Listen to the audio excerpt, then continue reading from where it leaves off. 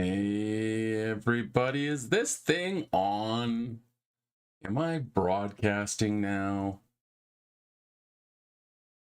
Hey everyone. Yeah, it looks like things are starting to come online.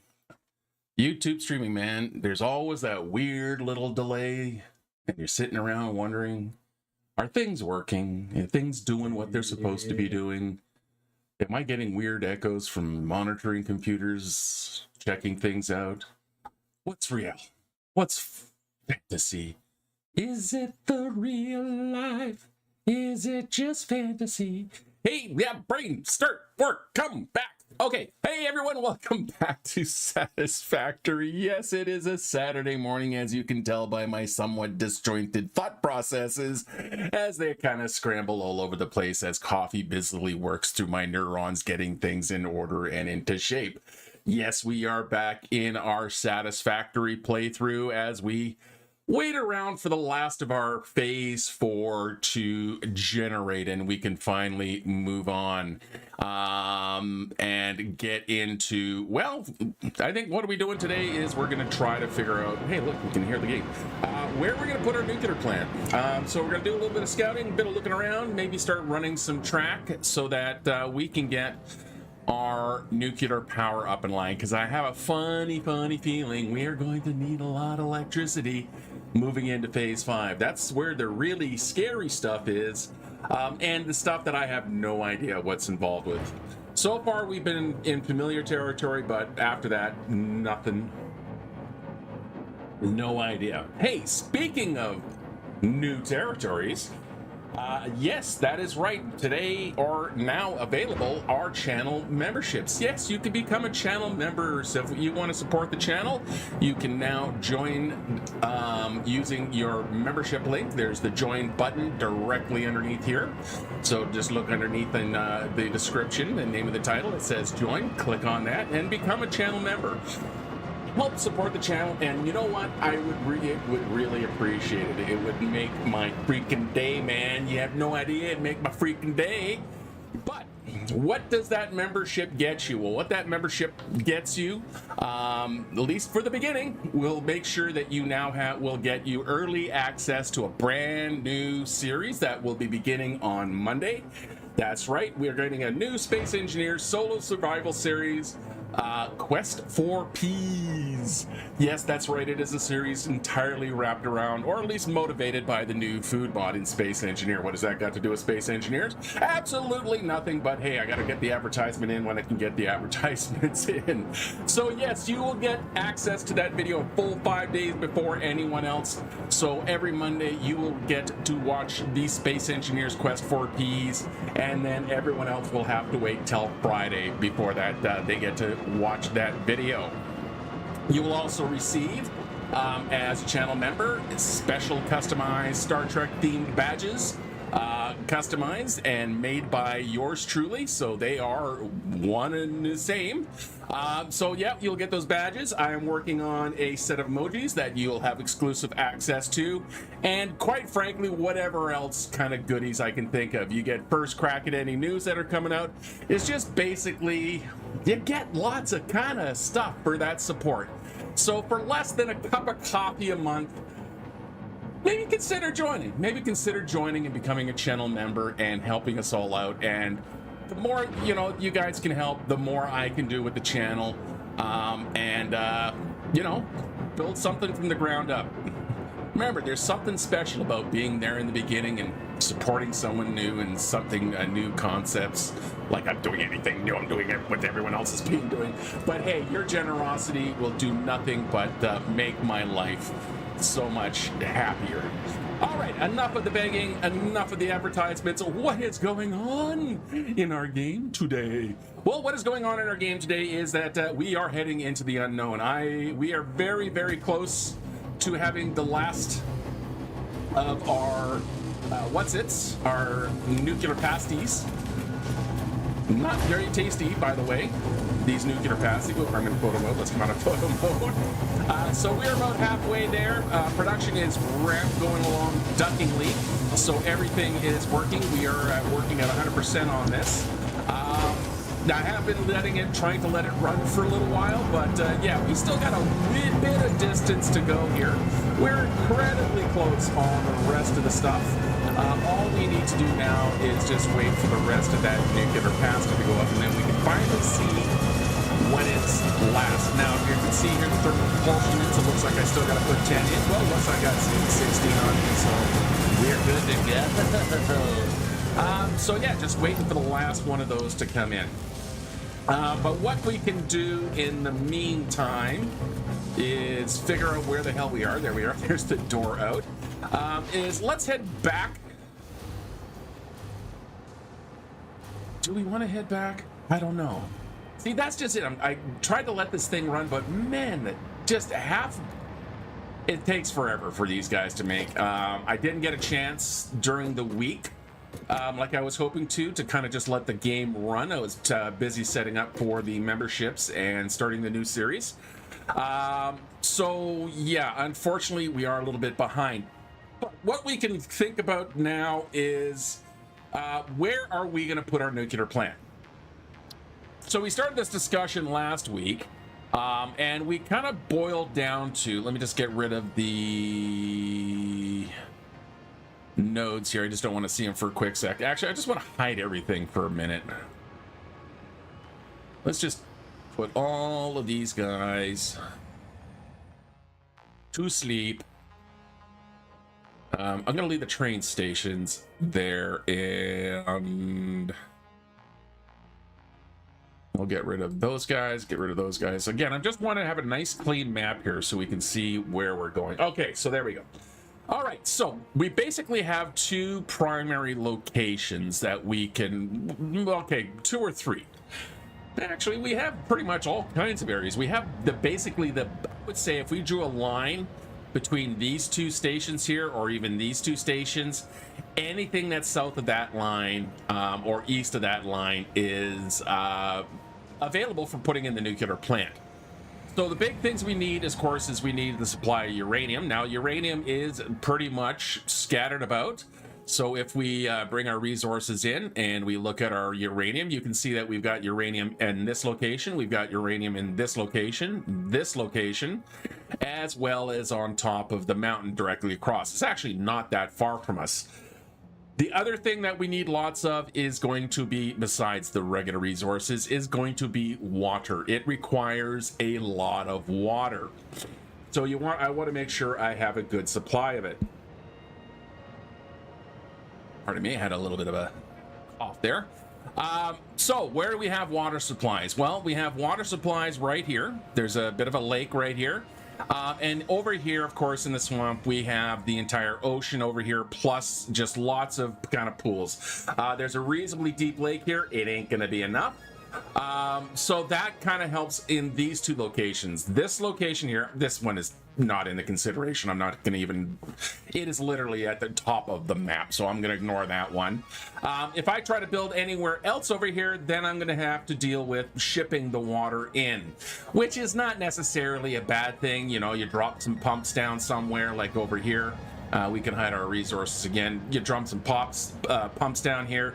We've got stations already kind of nearby, so we can easily add stations. We got rails going.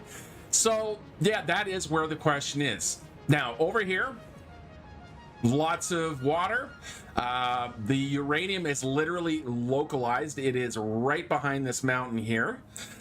Or a waterfall that is right here, so we don't really even have to transport the uranium that far. Why is that a consideration? Because radioactive trains moving across your map. But it's not, it's fine. It's a good, you know, there's nothing wrong with that area. It's kind of in a bit of a box canyon. And I've, on multiple occasions, have built nuclear plants out there. There's absolutely nothing wrong with doing my nuclear plant over there. It's just not very pretty because it is the swamp. Over here in the grasslands, of course, we all know and love the grasslands because it's where most of us played our first game of Satisfactory. It's a beautiful area. Lots of open space, lots of greenery, Mr. Beans running around all over the place. close to solid sources of water over here. And it isn't that far from the uranium. There's a uranium node right here that we can probably get down somewhere. There's uranium over here. We could probably ship it through here. We most absolutely could ship stuff through here. So shipping in the bits and pieces is not going to be really that hard. Is there a particular reason why? Oh, that's because I don't have a radar tower far down. I've explored this area, I just don't have a radar tower. However, the kind of negative point about this is that most of the nodes that exist in here aren't very good nodes. They're all, at best, normals, but there's also a lot of impures. So it's going to require more logistics to build in here. A little less logistics, like we do have quite a few pure nodes of various things, like there's pure iron, we got limestone all over the place, you can see. So we can have our limestone, we got some geysers, there's even some bauxite hiding out down here. So if we need to ship it off to aluminum, which quite frankly we don't, there's so much bauxite that we have still access to that we haven't even touched yet, which we are going to have to touch, I think, for the aluminum. I just don't remember exactly my recipes, but the electromagnetic control rods for one. So that is the other consideration. Now, other things I have to take in mind are rail. How easy access is the kind of infrastructure to get there. Now over here I have trains already kind of coming into this area. This is currently, so if we bring in our train stations or hide our resources so we can see our train stations, there we go. So I've already got rails kind of coming out to here where I've left the lines ended but not capped, so they can still be accessed. So what we can do is we can come off the top of this hill. We'll have to run a spiral down, but who doesn't love a good spiral?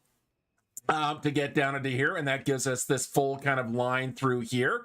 So if we have basically 2.5 main train branches. We have the branch that runs along here up through the home stations and down through this way. I mean, it kind of does a little bit of a curving, but essentially it's this kind of arc right here passing through. We also have another line that kind of comes out through this way, as well as a line that goes this way.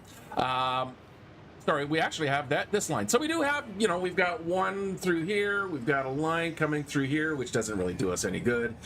We've got a little bypass line that kind of comes up through here. So we have this triangle here. The big ones, though, are this line and this line termination. So this is our nitrogen. We have a roundabout sitting right here, so getting into the grasslands is not a problem. In fact, we're already at that height. Getting over here, we again have to drop the rails down, but we can bring the rail in through multiple paths. We can come in through this way.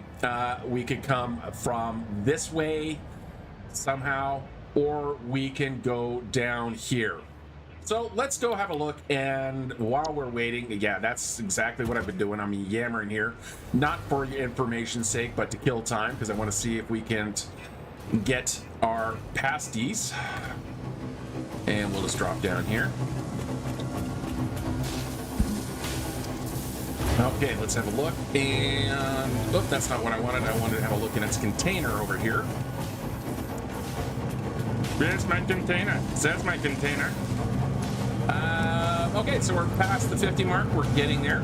All right, so we should be okay if we take a little quick trip here. Let's go check out what the two areas actually look like and what we're going to deal with this. So moving the uranium, I'm not really going to be too worried about. We've got it narrowed down to the two locations. We've got it narrowed down, or at least I've got it narrowed down to over here, and I've got it narrowed down to over here. Here we just need a spiral. We can get the tracks in. Down here we can get easily through. I probably will at some point run my tracks through. I don't like kind of dead-ending a track line. I like to make sure my track lines are connected, so I may take a wander back there, especially if I need something from over here, which I'm probably gonna. So I'm gonna need a track coming through here.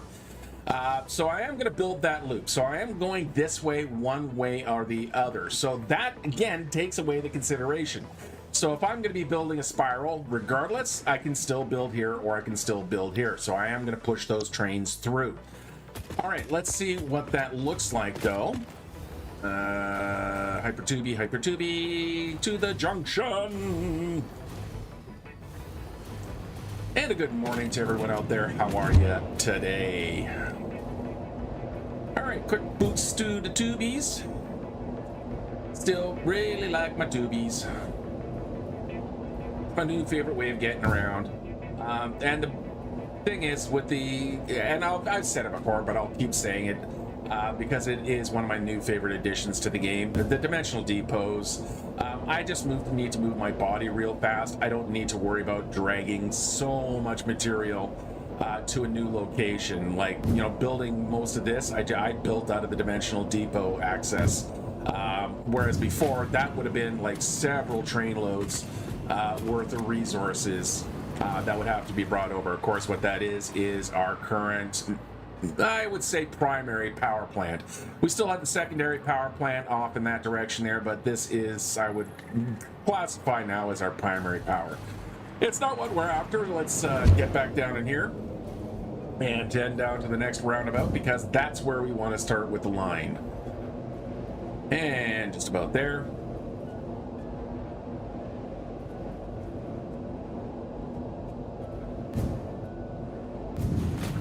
Okay, and that means we now are in the unclaimed regions. So let's have a quick, get the buttons right, jeez. There we go. All right, so yes, that is the direction of the track. So we are already kind of down, down at the, how are you feeling? How full are you? Sorry, just excuse me, I just gotta interrogate the staff here. Hit the right button. Nope, I'm going to completely miss all my buttons, acting like I've never played a video game before. Oy, oy, oy. Yeah, so I've been burning Space Engineers. I've been getting trying to get a bunch of episodes into the can, because starting October, half my schedule gets eaten up by other activities, so I would greatly reduce recording time. So yeah, I've been kind of just ODing on Space Engineers. Anyway, so yeah, we can easily punch our track through there coming off the roundabout here and head that way. So I'm going to throw my jetpack jetpack on, not the hover pack, and let's go take a look at that route. All right. Do I care about, oh, there's a, nope, that's a bug. Let's just leave the bugs alone. Hey, Mr. Bean. And we're going to go through here. Okay, so we'll stay at that height, moving through here. So our tracks can either go around this point, or go around that point, or go across, or go through. All depends on what we want to cut down, how much of the forest we want to leave. Oh, better sit down, running out of low on this charge. Hey there. Hi, guys. Yeah, don't mind me. Coming through. So I'm very familiar with this little path. It is a very lovely path. There are nodes along the way. So it's kind of a nice open territory. I've traveled this road many, many times. And it is, I say traveled this road because that is exactly what its intention are from the devs there. So again, we can just keep going this way. There's a nice Caterium node over there. It's been a while since I've actually looked at the grassland, so let's keep bumping through. Lots of slugs and stuff. I haven't really picked through anything over here. I apparently have cleaned up a site, so I might as well just grab these things here. Leave less of a mess. Okay, so still traveling through. We're still beating the rail through. Again, we can run it along the coastline into our grasslands, which is a really nice area. It is a pretty area. If you're doing your first gameplay through, it's a nice area to kind of start off and learn. You're dealing with, more manageable numbers. I've started so many little factories right exactly there. That little hillside there, running a bridge across to the copper node that's there, tapping the 3 iron nodes.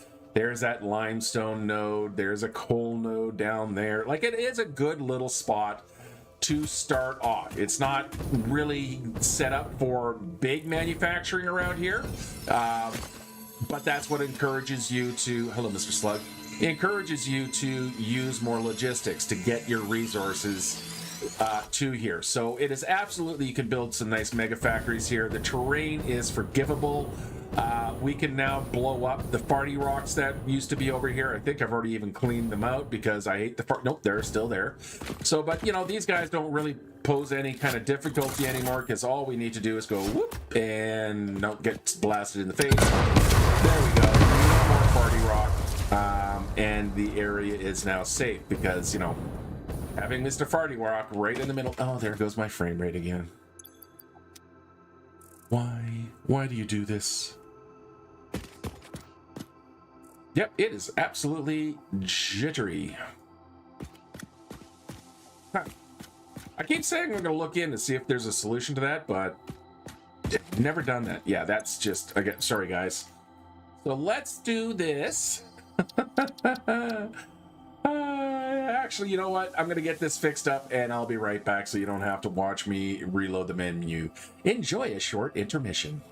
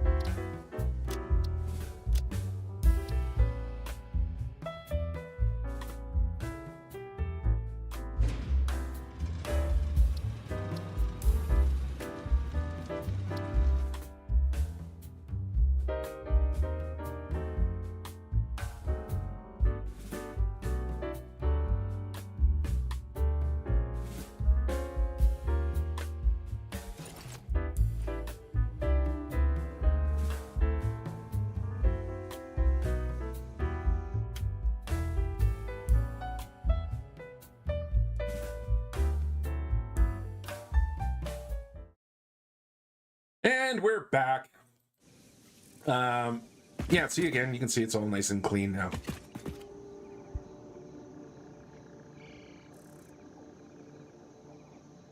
And of course, I took a drink of coffee just before I came back and managed to choke on it. So now I sound like this. And my nose is running. We're off to such an awesome start this morning. Yeah, so again, this is a really nice area to set up. I mean, it is, you know, it's nostalgic, it's friendly, it's like coming home or putting on that old comfy sweater. All right, so this is, I'm thinking, most likely going to be the spot that I work in, but let's take a look and head this way. Quick little hop in the pack. And of course we have these 2 iron nodes here as well as the 3 over there. I mean, they are impure, but there is iron, and there should be a copper node right over there. That is, again, just a normal node, I believe. Yep, that is just a normal node. But when you're on your first playthrough on early game, it is enough. It'll get you going.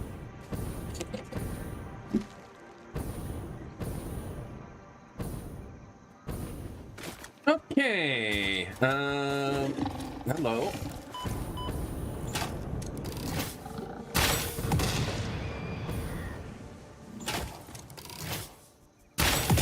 Sorry, guys. I know, you're just trying to live your lives. And this dumbass comes through. Now, this means that I have already picked it through, but I want to clean them up now. So as I come across any of these sites that I have already cleaned up or claim the hard drives out of, I'm just going to remove them now. Now that we can, I'm gonna. So we're going to pick that up, clean up the mess, make the world pretty again, or destroy the evidence. Oh, Hey, sorry, buddy. No, it's okay. It's okay. Don't run away. Okay. Moving through. So, now, logistics, railroads, getting through here, I would say this is probably one of the more challenging places to connect.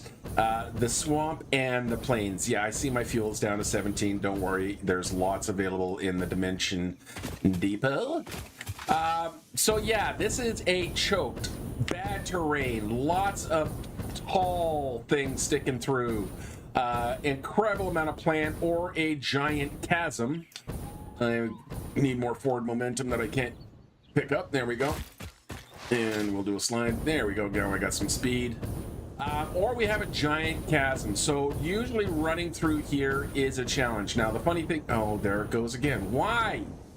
Like, you're seeing that, right? It's just an immediate stutter. Oh, it's clear. Oh, we got lucky this time. So one way or the other, I'm still going to try to connect these regions. But yeah, this is just, as far as track lane goes, it's a bit of a nightmare. Oh, I'm going to die. I'm going to die. I'm going to die. Nope. I'm good. If you find yourself... Really, dude? Really? Really? If I had been in charge during humanity's evolutionary process, I would have done something about your more stupid tendencies. I missed the pizza party. Well, gosh. I missed the pizza party. Yeah, I haven't played all week. Man, oh well. I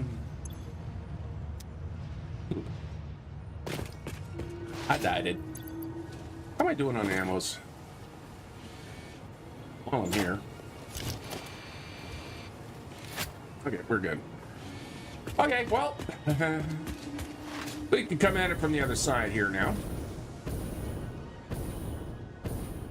And all we need to do is go over to our... Do I want to do it from the coal? I don't know. No, you gotta go back this way.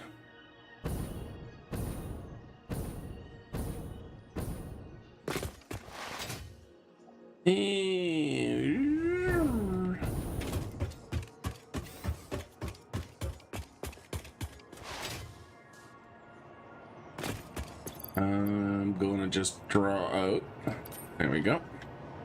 Let's make sure I do have enough fuel, and through we go. All right, so yeah, we'll just go from the other side, have a look at the swamp here. Again, I pretty much made my decision of where I want the plant to go, the nuclear plant to start setting up. But, you know, gotta weigh all the options, gotta talk about it, discuss it, make sure. And again, I am mostly stalling for time. Yeah, we're gonna have to head back down there. We'll check on our container, and hopefully in about 40 minutes or so, we should have everything just based on. Okay, so this is our second option here, down in there. Let me get the hover pack on just so we can kind of just hang out. So uranium just underneath there. It is in a cave behind that waterfall there. So pretty easy to draw stuff out. It is a big open space. So getting our trains in, we can drop our train line coming off this roundabout right here, go immediately into a spiral, and you know, then we can run our trains anywhere. We have plenty of access to water over there. We've got routes that can come in from the Red Desert, so we have access to all of the materials that are over there. Getting out through that way is a bit more of a challenge, and that's where we were kind of coming in from, so let's just head that way again. No, there are uranium rocks down there. We don't need, certainly don't care about them being there. No, that's not what I meant to say. What about language? I'll have to deal with them, let's put it that way. All right, but I'm just gonna blast through here. And yeah, so Yeah, I still haven't decided which one do I want to use. That is a mega bug. So I'm just going to keep flying above him here. So bringing the train through, we can come through here. It still puts me above the waterfall. But I do want to connect these regions because I want to connect over through there. Do I even need to go down into the swamp? Because I think it's like an 80%, 90% sure I'm going to be building over in the grasslands. So off of that, what I can do is just actually come through here. Gives me kind of an opportunity to build a nice bridge or something. Maybe find a better way to come to more directly, but this is a really kind of nice area along the waterfall. It's pretty. I can run my rail through here because remember I want access to the copper and the Caterium and whatnot through there. So we can then travel through here.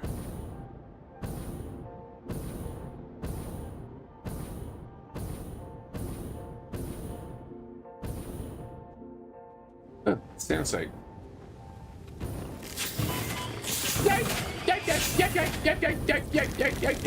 Nope. Bad no. Hello.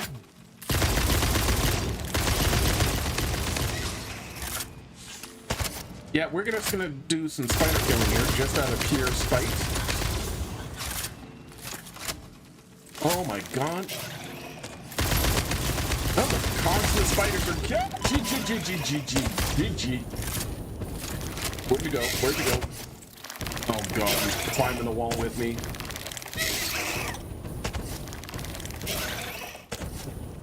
They really are the creepy. No frame rate. Okay, I'm gonna go over the other tower here so I can see him. And this sucks, and I'm taking damage because I think I'm out of filters. Yes, I am.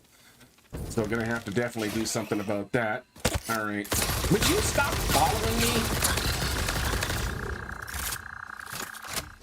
Ooh. Yes, thank you. Oh, this is horrible, this frame.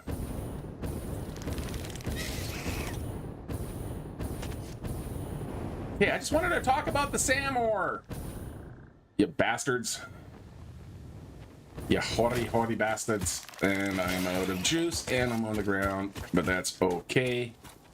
Let's draw him out. There he is.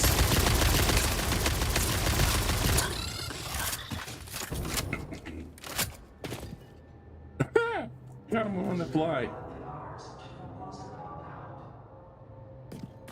Hey, haven't heard you for a while, strange lady.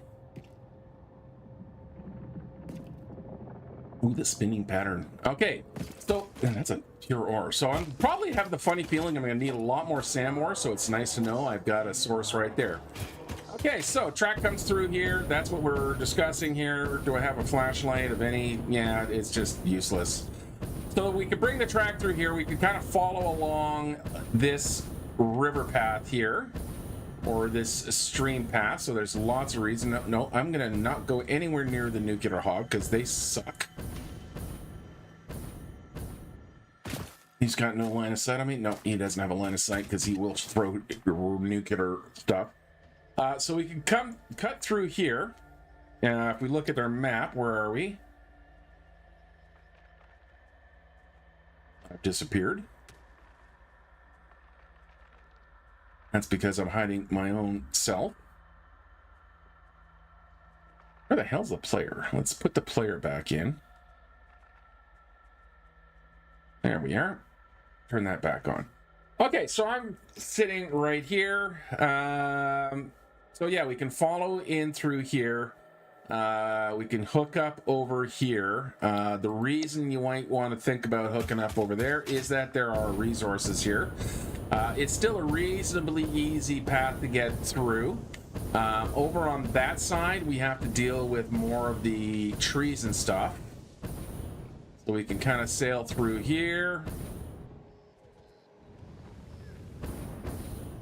And what we have over on this side, though...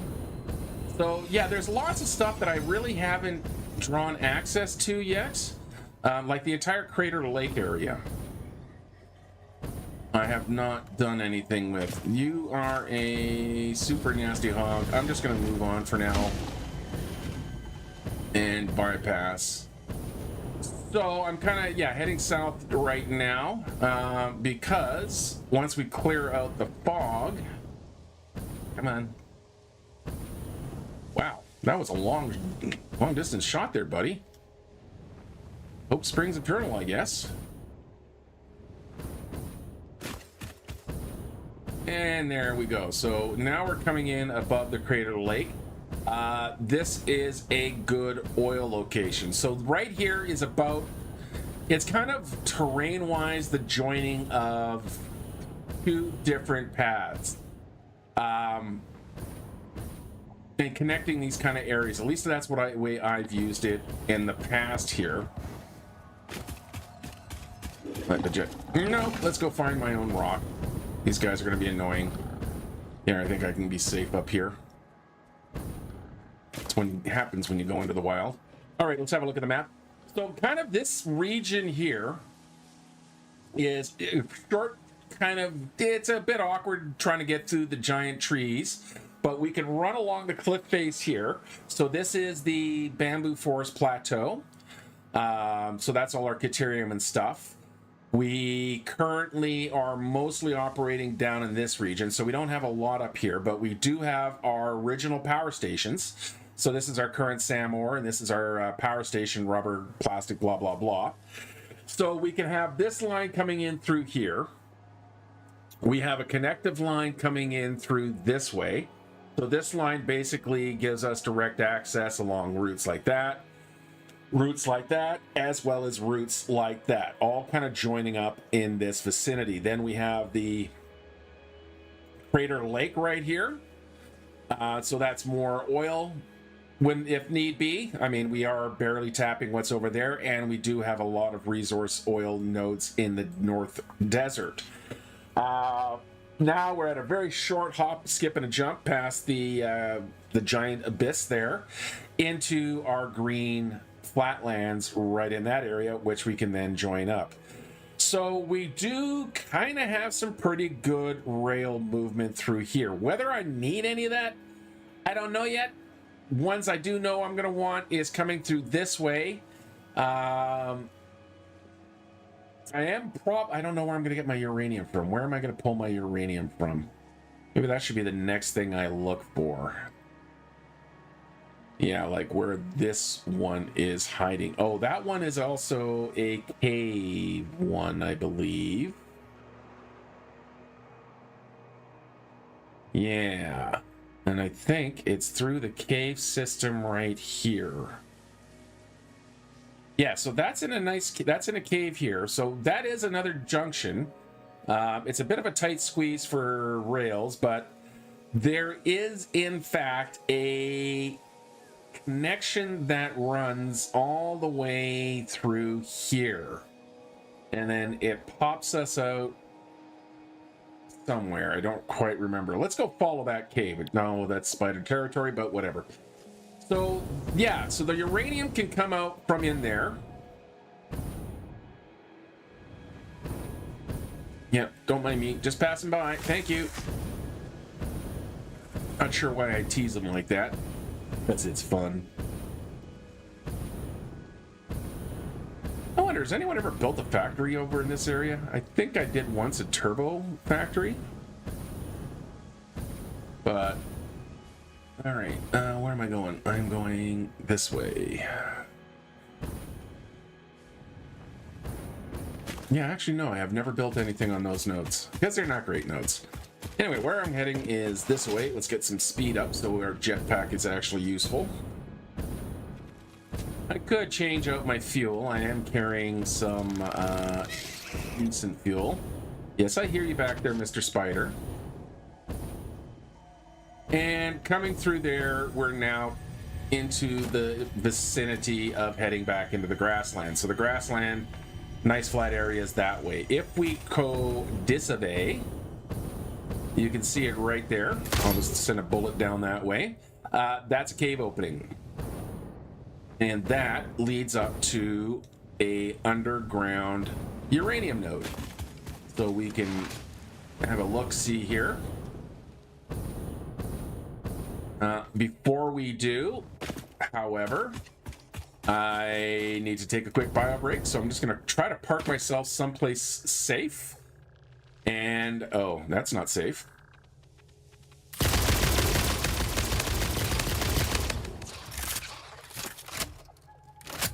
Not safe at all.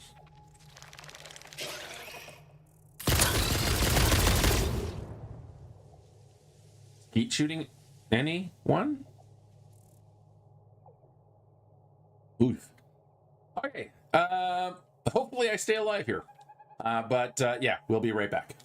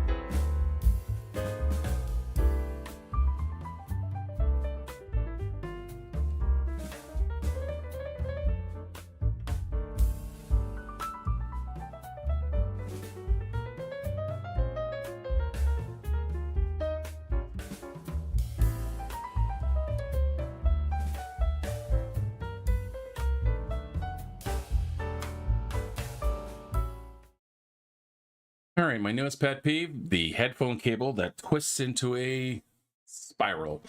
And hey, look at that, I'm still alive. Cool. All right, so this cave here leads into the dark depth. It's awfully bright in here. Thank you. So we can head up through here, through spider wave after. Just ran right past him. Okay, just don't do that. Keep moving, keep moving, keep moving. So we can head up through here. It's a bit of a journey, and it is nice and wide open. Hey, guys. Are you guys following me? Oh, ow. Maybe don't stop quite. Don't stand still.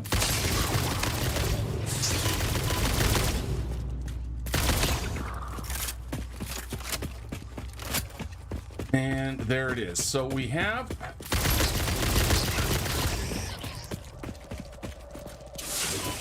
Ow. All right, let's just deal with these guys here.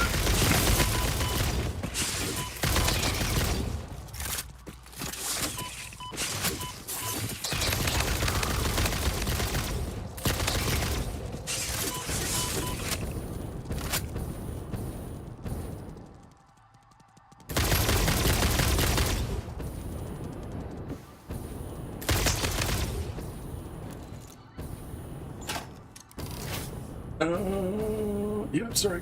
I'm concentrating. All right, where'd they go? They're right below me. Ow. That's my health. A little bit low. All right. Have I secured the site sufficiently to look around? Yes, okay. We'll reload. So yeah, that's the uranium right there. So there is a uranium node there. We are about halfway through. I noticed that little hole there before. So there we go. So that brings us to that spot. Now, this cave, and again, ow! Seriously, dude? Have a little warning. Here, we'll just send that down towards you and see if you'll enjoy that. Now, to get out of here, and I am kind of crossing back to where I was in the swamp, but if we move up through and around this way, not quite as nice for moving rails through, but it is enough space. You can squeeze a double rail through.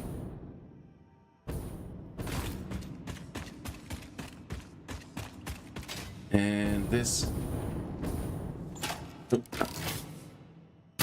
Hi, can you hold that for me? How about this? This one?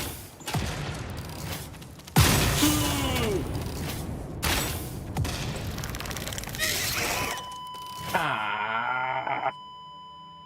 I'm not sure why I did that. Yeah, let's just head back. Hi. Man, it's been a while since I've had this many deaths. Ah, I am back with the shitty frame rate and all. Okay, you know what? I think let's see how long I've stalled this thing out. Let's head back to the Citadel and let's see if we've got all our stuff so we can stop talking in hypotheticals here. Really hating this frame rate drop. Stuttering. There's nothing. This is a high level. Oh, shit, turn. Didn't catch it. Like, I've got more than enough resources to be running this game at the moment. Here, let me bring up my MSI and see how it's doing. So yeah, it's running nice and cool. Nothing's showing any strain.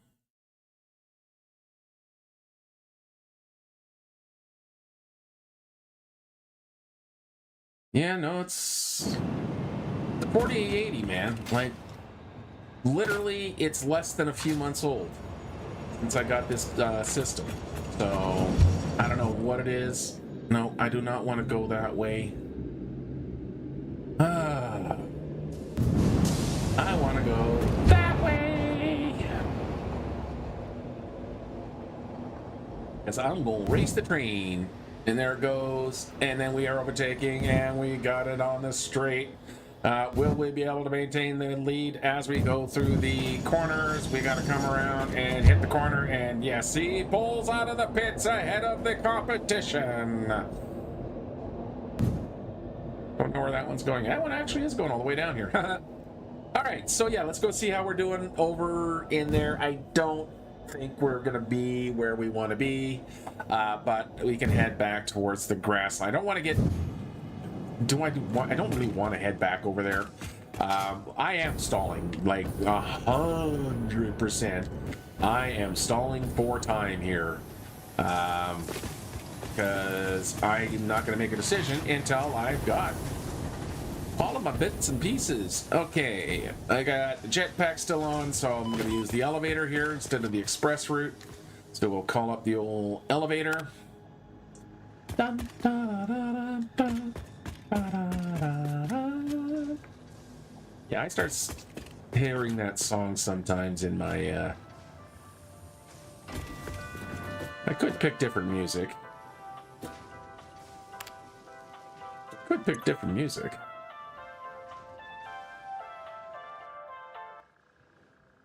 Turn it off. Yeah, we'll just turn this one to shuffle. Anyway. Top floor, thank you, my good man. And up we go. Don't forget to take the stairs once in a while. Healthy knees reduce the damage you take from any gravity-related incidents. Probably. Yeah, gravity-related incidents.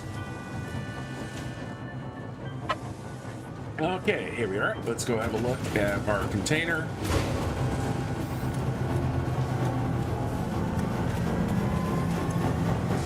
Oh, just about there. Man, I really wish I could, and I can't really speed things up anymore. I did this to myself. These were absolute conscious decisions that I'm only putting warnings in.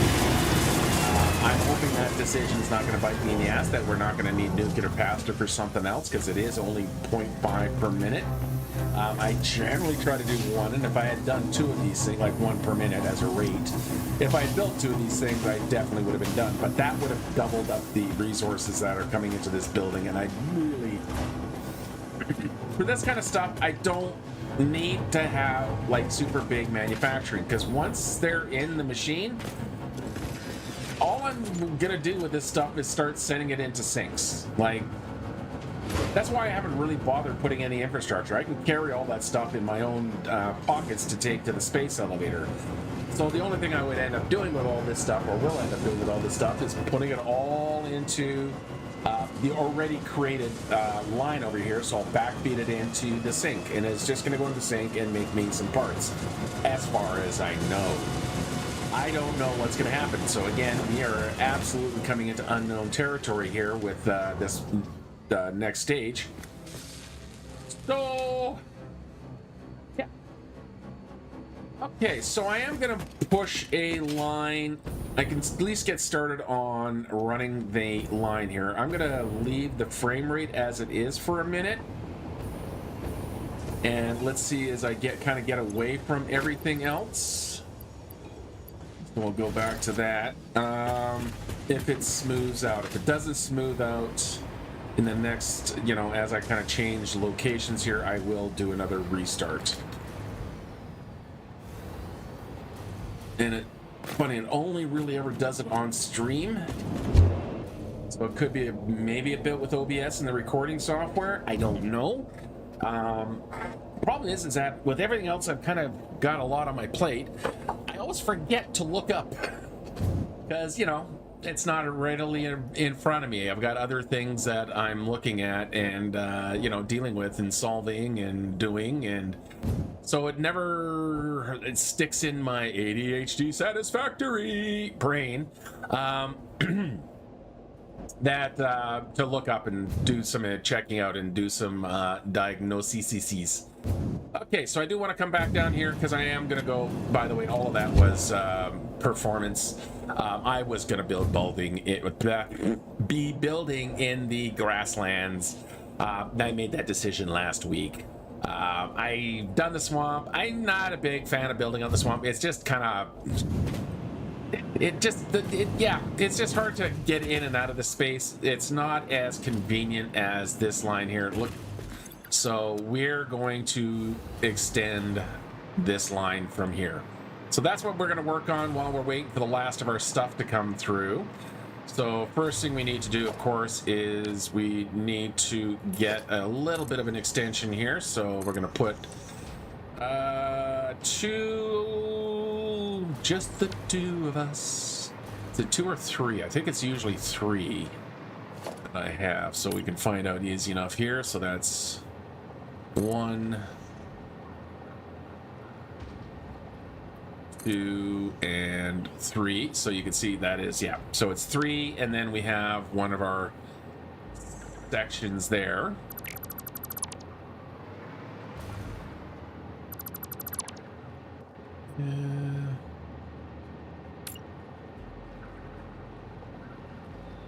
Sorry, I got squirreled here just a little bit. Let me kind of clean up that. There we go. All right, so we're going to come out one more here. Right there. We're going to grab one of these to put right here. Like that. Yep, that'll do for now. And then we can grab... We just reach way over there. Right there, we can grab one of those and pop you in. Make sure we're facing the right direction. Which side of the power lines do I want to be on? Sure, we'll have them on that side. So we're just gonna put that there, hold it in position.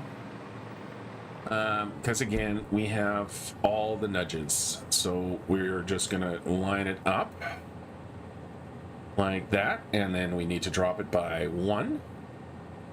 And there we go. Okay. So that brings that one into position. We can now change to the proper menu, which is this guy here. Grab our hypertube, and we can start building out. First things first, I am going to need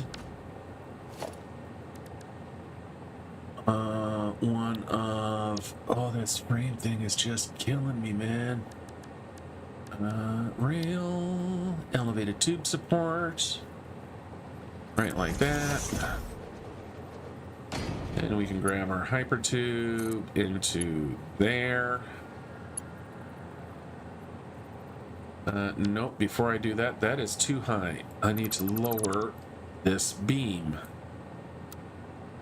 First of all. Wish I had done this before I had to take the, before I just took my last break here, because that would have killed 2 birds with 1 stone. And not me. Alright, so you can put that there now. Or put that back. Just had to lower it down a little bit so that these guys are sitting at the correct height. Like so. So that when I'm connecting across, it's just a nice clean bridging. And over to that. Let's see. We want probably curve. Yep, we'll use curve. And there we go. Yeah, really the last thing I'm connecting apparently is going to be the rails. And then that can go down to the ground. And then we can finally bring our tracks in. Okay, so let's say we want... there is absolutely no reason I'm going to ever go that way, so I'm going to use the 50%, so like 45, so perpendicular to that. So let's see, can we use that snap point there, and then we can just go right into there. And the same thing on this side here. We've already got a connection there, so I'm just going to give it a little bit of distance. It seems that, you know, they're perfectly happy with us doing that now. It used to be a bit of a problem, but I think they've kind of worked out the issues they were having, so now I can just do that. But even though I can have them, I still like to leave that little gap there. But it's nice to know that it doesn't matter. You can actually now have 4 things going into the single line, and the tracks are perfectly happy with it. Okay. So now we can go back to Blueprint with the auto connect. So we can start connecting up our tubes and tracks just like that. Single click to hold it in place, hit H, and then we can just push this guy away from us. I kind of wish the snap would move faster, because this is boring. Just sitting here watching it slowly move way. And the dumb thing is I'm gonna have to bring it back a few bits once it gets all the way up there, so I can have enough long distance to connect the power lines. All right, there we go. So that's the maximum distance it can go. I'm gonna bring it back some. Not really counting on this one, or like counting the distance like I would normally do. I'm just gonna get some track run. Again, I'm mostly trying to cut kill time until that nuclear pasta is ready to go. But we are going to need some track anyway. Okay, so let's grab our power line into you. Good, I got the distance right. We probably should be connecting you all the way to... Of course, I put things on the wrong side. I even made a point to look at it. Okay, well, easy fix. No big deal. That would be this button here. And we can get these guys to connect up. That.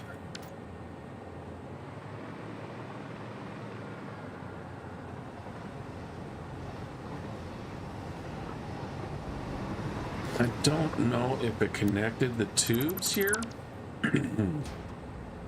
Pardon me. I don't know if it connected the tubes here, but I'm not going to take a chance, so I'm just going to reroute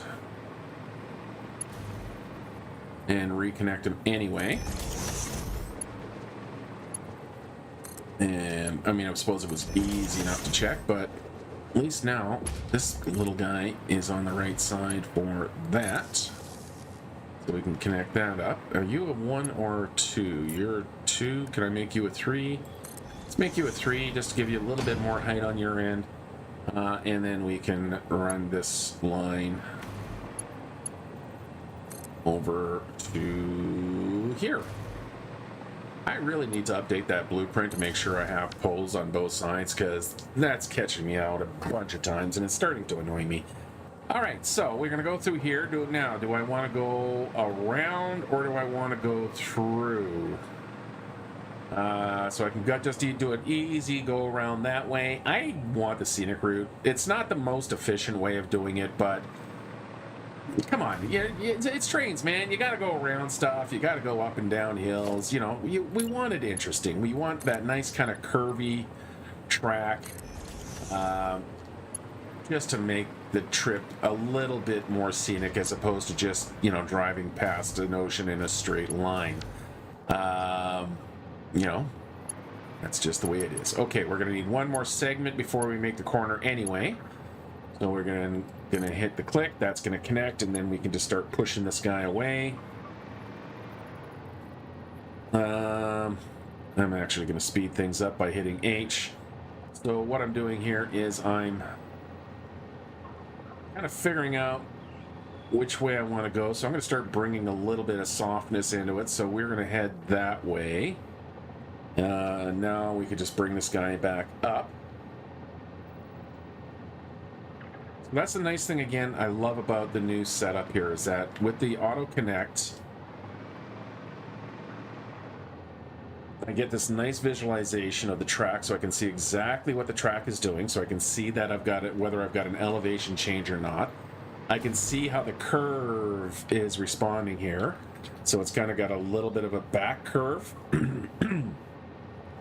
And it's just the way the tangent handles, basically, in the spline that the game is creating. So the geometry of the track is not actually the controlling thing. There's actually an invisible spline that runs through these 2 points. So a spline is just a single line segment that has a curve. And then the outer shell is extruded along that spline. So that's basically how you create in 3D modeling a curve like that. So splines all kind of have different ways of doing the calculation, and right now what these splines are using are either probably Bezier handles, which are tangent handles that come off that allow you to adjust the curve, but it's probably got automatic smoothing Bezier handles, which means it's going to try to average out the curves regardless. And that's why if I punch it this way,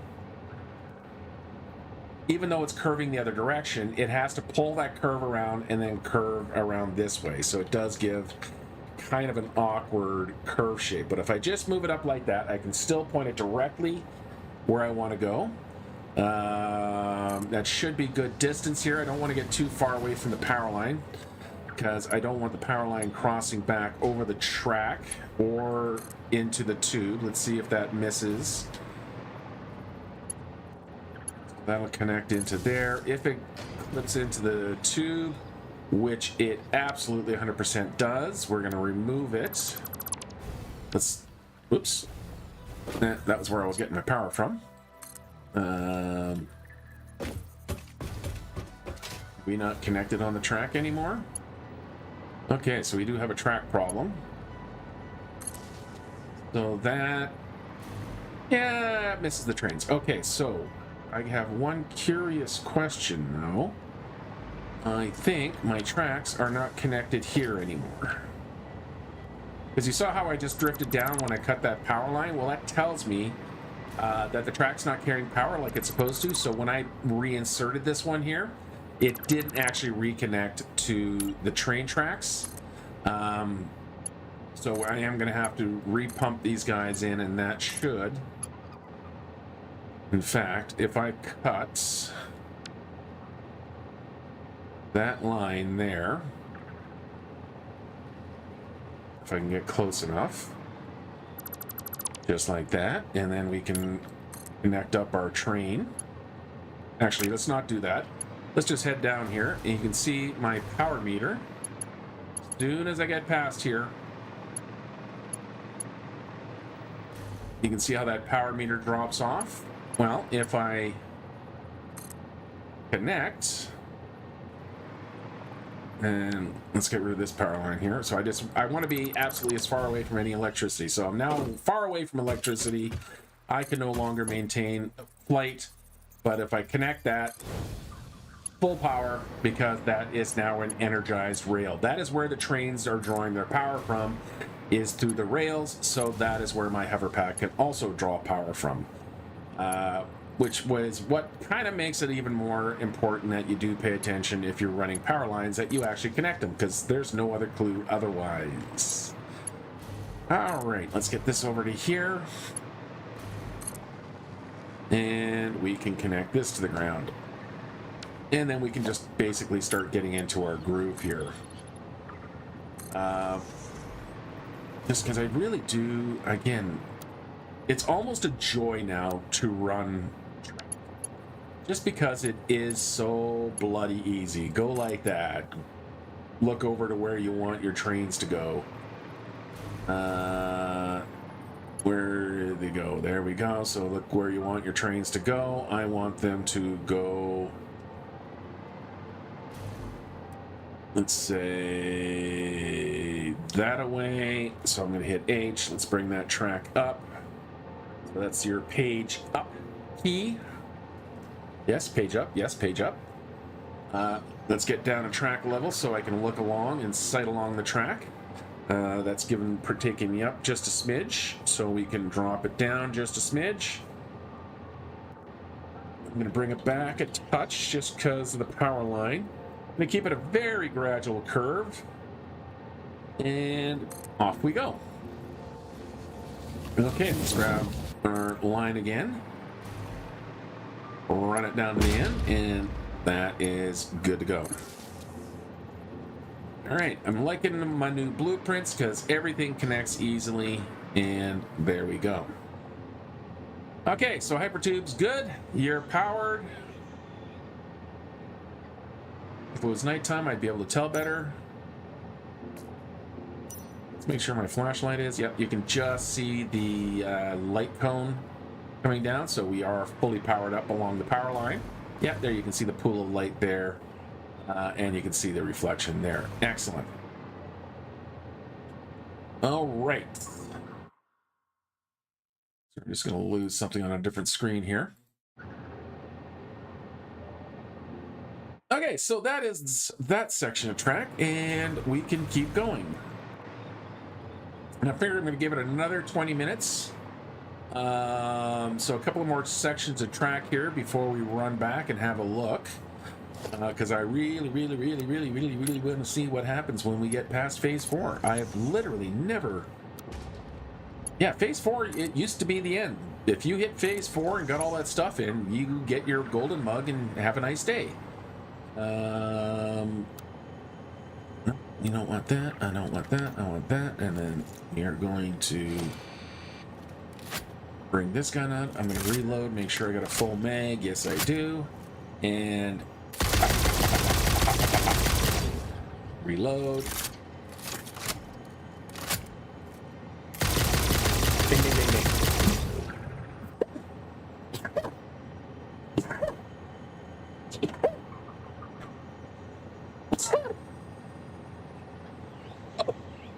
Sorry, I forgot to be. Thought I muted my mic. Oh. Well, you've experienced a rolling sneeze. Okay. Let's head back and get this Mercer sphere.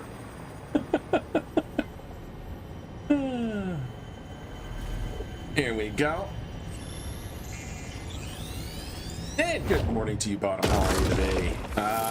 I'm assuming you're referring to the running the tracks being slick. If so, I 100% agree.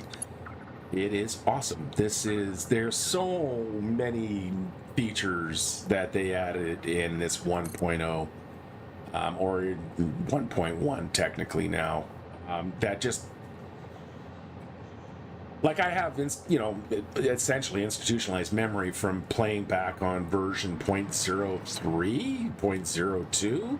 I think it was 0.015 or something like that when I started playing this game. And that includes pre-trains. So I've been with trains since the beginning. And yeah, running long tracks was not a fun thing back in the day. It was a bit of a grind. It was a gruel. It was not something, I mean, I enjoyed it, but not, it had a lot of restrictions in my kind of creativity of where I wanted to run the tracks through. Quite often they just looked, ugly. So, essentially you take a piece of track. So I take a piece of track and run along the ground, and then you want to just kind of start spacing out, grab another track, face along the ground. Setting up towers was horrendous. Basically, you'd have to run out a line of foundations at the distance to maintain height, because nudge wouldn't be inapplicable. And then building is just, this, I could just go bing, bing, bing, and I'm through the forest. Like, literally, all I need to do is go to here, up to here, see if that's the height that I want, which, ironically, is pretty close. I may come up a little bit. Boom, done. That's so easy, and I love it. It really does make it so much nice. And the fact is, with the new auto connect, I'm done. Like, that's it. I got to run a power line, and then I'm done. In this case, because it's a sharper corner, I will need to put one of, let's turn that off. What am I looking for? Train pillar, no. It is, where did you go?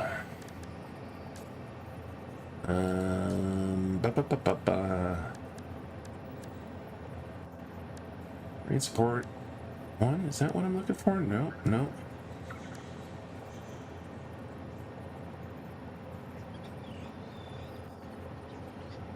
Oh, awesome. Yeah, you're kind of getting into the real grindy part. I think the time between 3 and 4 to me seems like the most significant, if you know what I mean. But what I mean by that is that's where you kind of go from your, motors and your cable and your quick wire, like your more basics, maybe computers. But between 3 and 4, that's when you got your supercomputers and your turbo motors and all of your fancy, your aluminum stuff, your nuclear stuff comes in at that point. So it seems to me like, it's a much more significant duration, and it is one that I find that it's kind of that's where you're going. You've got that feeling. There it is. Train support curve insert is what I'm after. That's where you get that lovely feeling that you're actually getting into some accomplishments and stuff like that, if that makes sense. It feels more significant. All right, let's bring these guys down here. Again, just the amount of nudge control we have is something awesome. Let's bring this guy up. Push him that way. Here we go, like so, and gonna give it a little tiny nudge upward, maybe to try half a nudge downward. I don't want the track clipping through, but I want it to be firmly installed, and there we go. Okay, so we can pop that in there. Now, my hypertube is perfectly fine where it is, but it is not playing well with this. The power lines are obviously going to be a straight line run each time, so that's why I have to put this little insert in here, just so that the power lines don't clip. I know clipping is kind of an allowed thing in the architecture. Clip to your heart's content, but there are certain areas where I don't like clipping being. When it's intentional, it's fine. When it's not intentional, it's just not fine to me. All right, so we can now pop in through there.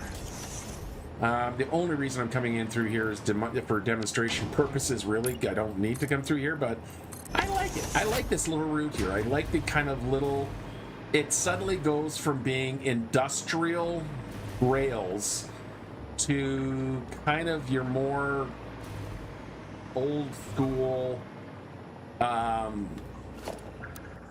not so clinical type rail. It just, to me, it does feel a little bit more organic, I think is the word I'm looking for. Because I'm not just, snapping in straight lines. I'm not going, just point A to point B, be done with it. Here I'm kind of just letting the terrain almost dictate the track. So like, coming through here, right? So I got to watch out. There's that rock face right there. So that nicely comes through there. We want to maintain this little path through this little section here. And, so it just kind of gives you that very natural elevation changes. So if we have any kind of subtle elevation changes here, it's a good place to kind of mix them in. Maybe I'll actually bring this up a little bit, just so the terrain's not doing just a weird dip, because I know the terrain is going to go, it is going to start raising a little bit here, so we'll just give it a little tiny nudge upward, just like that. We can now go back here, grab a pillar, make sure you're actually attached to the ground, like so. Then we can grab a sample of you in the center of the curve. I might need to do 2 for this one, but I'm just going to place you somewhere underneath here. I might have to come out of blueprint mode. I will, of course. Let's get you one right about there. Move you over and start popping you down. And maybe a little control dip like that. Make sure you're not popping through anywhere yet. You can see there's a little bit of the track coming through there, so I'll just nudge it over a touch. That seems clean. Like, this is, putting this in is the most fiddly thing now about laying tracks. I mean, you can't go wrong with that, man. You just can't go wrong with that. I'm doing so well not going into console so far this session. Okay, so that's one. I think I'm probably, because this is a pretty tight corner here, so I'm going to grab a second one of these. And down we go. So again, we can do this from the ground level. Oops. Hit the right button. There we are. And grab that. Once again, I'm just going to line you up. Right like that. And kind of get you there. So what I'm looking at is I kind of keeping a peripheral on what direction this thing's rotating. I'm looking at the bottom piece that's sticking out, and I'm just making sure that it's following the curvature of the track. When I'm happy that it is, then I can move it over and drop it down and properly position it. And that should come back this way a little bit. And again, I'm going to probably go up just that half.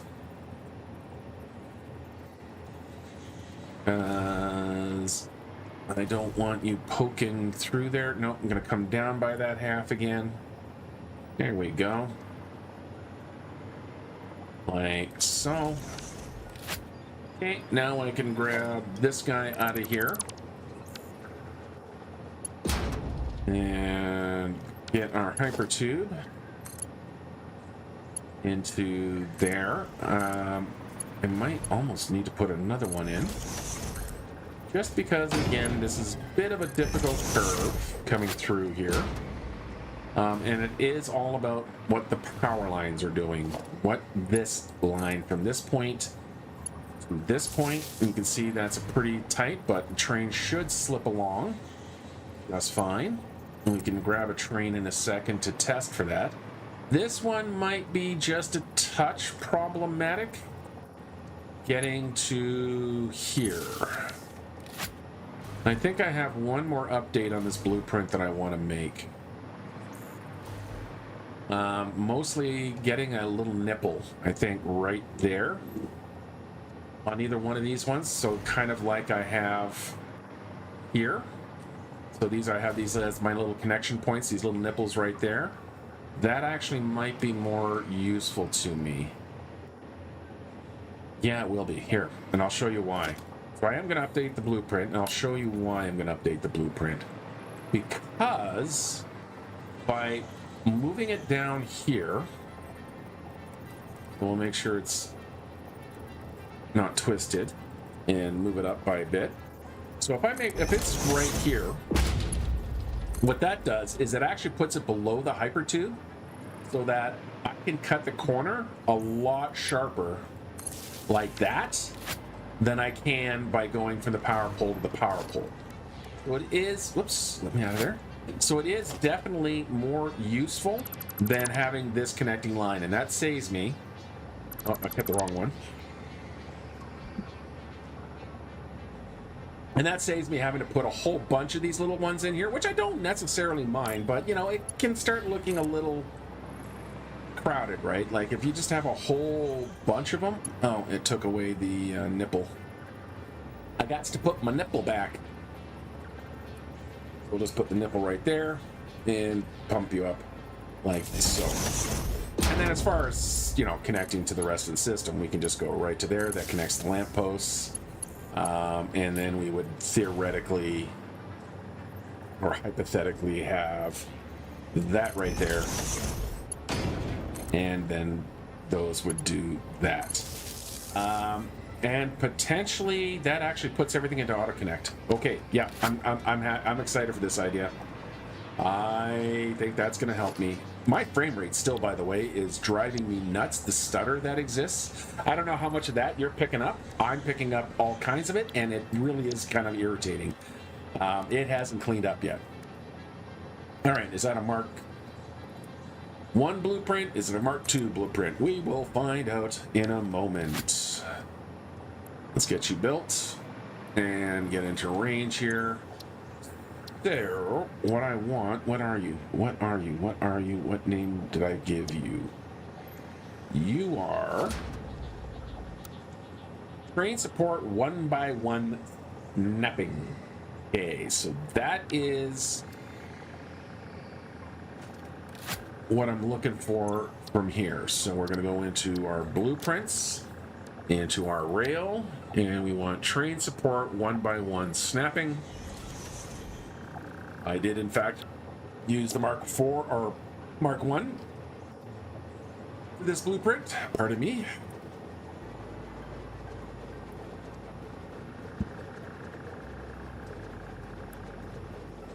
Can you finish any time now? Jeez. All right, there we go. Okay, so let's get our nipples out. I know that just sounds funny.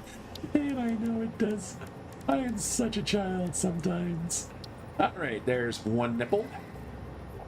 And boop, by one. There's another nipple. Boop, up by one. Have you booped your nipple today? There's another one. So we're just going to get these guys into place here. And lock it into place and raise it by one. The reason I have to lock it into place is because these nipples will not snap to the beam blocks like that. Like at the conveyor, it'll snap to a beam, like the cable beam there, but it will not go to these little beam blocks. You have to do it onto the beam, lock it into place, and then you can raise it up. Okay, so now that I've got that, we can connect the power. I'm going to connect the power lines through. because redundancies systems, because it doesn't matter then which side I go through, it's going to run in through these power lines here. And then we come in through there, and then just to make sure both sides of the nipple are dealt with, we can go like that. And we have just that nice little bit of wire hanging in the middle there. That's where clipping is useful, when you don't see the clipping, or the clipping is not something that's noticeable. Random wire shoved through your hypertube, or your train's just going through a random wire, that is obvious. All right, so that is all fixed up. So we can now save the blueprint. So save blueprint. Yes, I want to replace it. Thank you. We're going to clear the blueprint, and then we're going to recover all the material from said blueprint. Dismantle mode, regular, and there we go. Turn off our dismantle mode. And that should take care of those issues. Oh, look at that, little blue lights. I never noticed those before.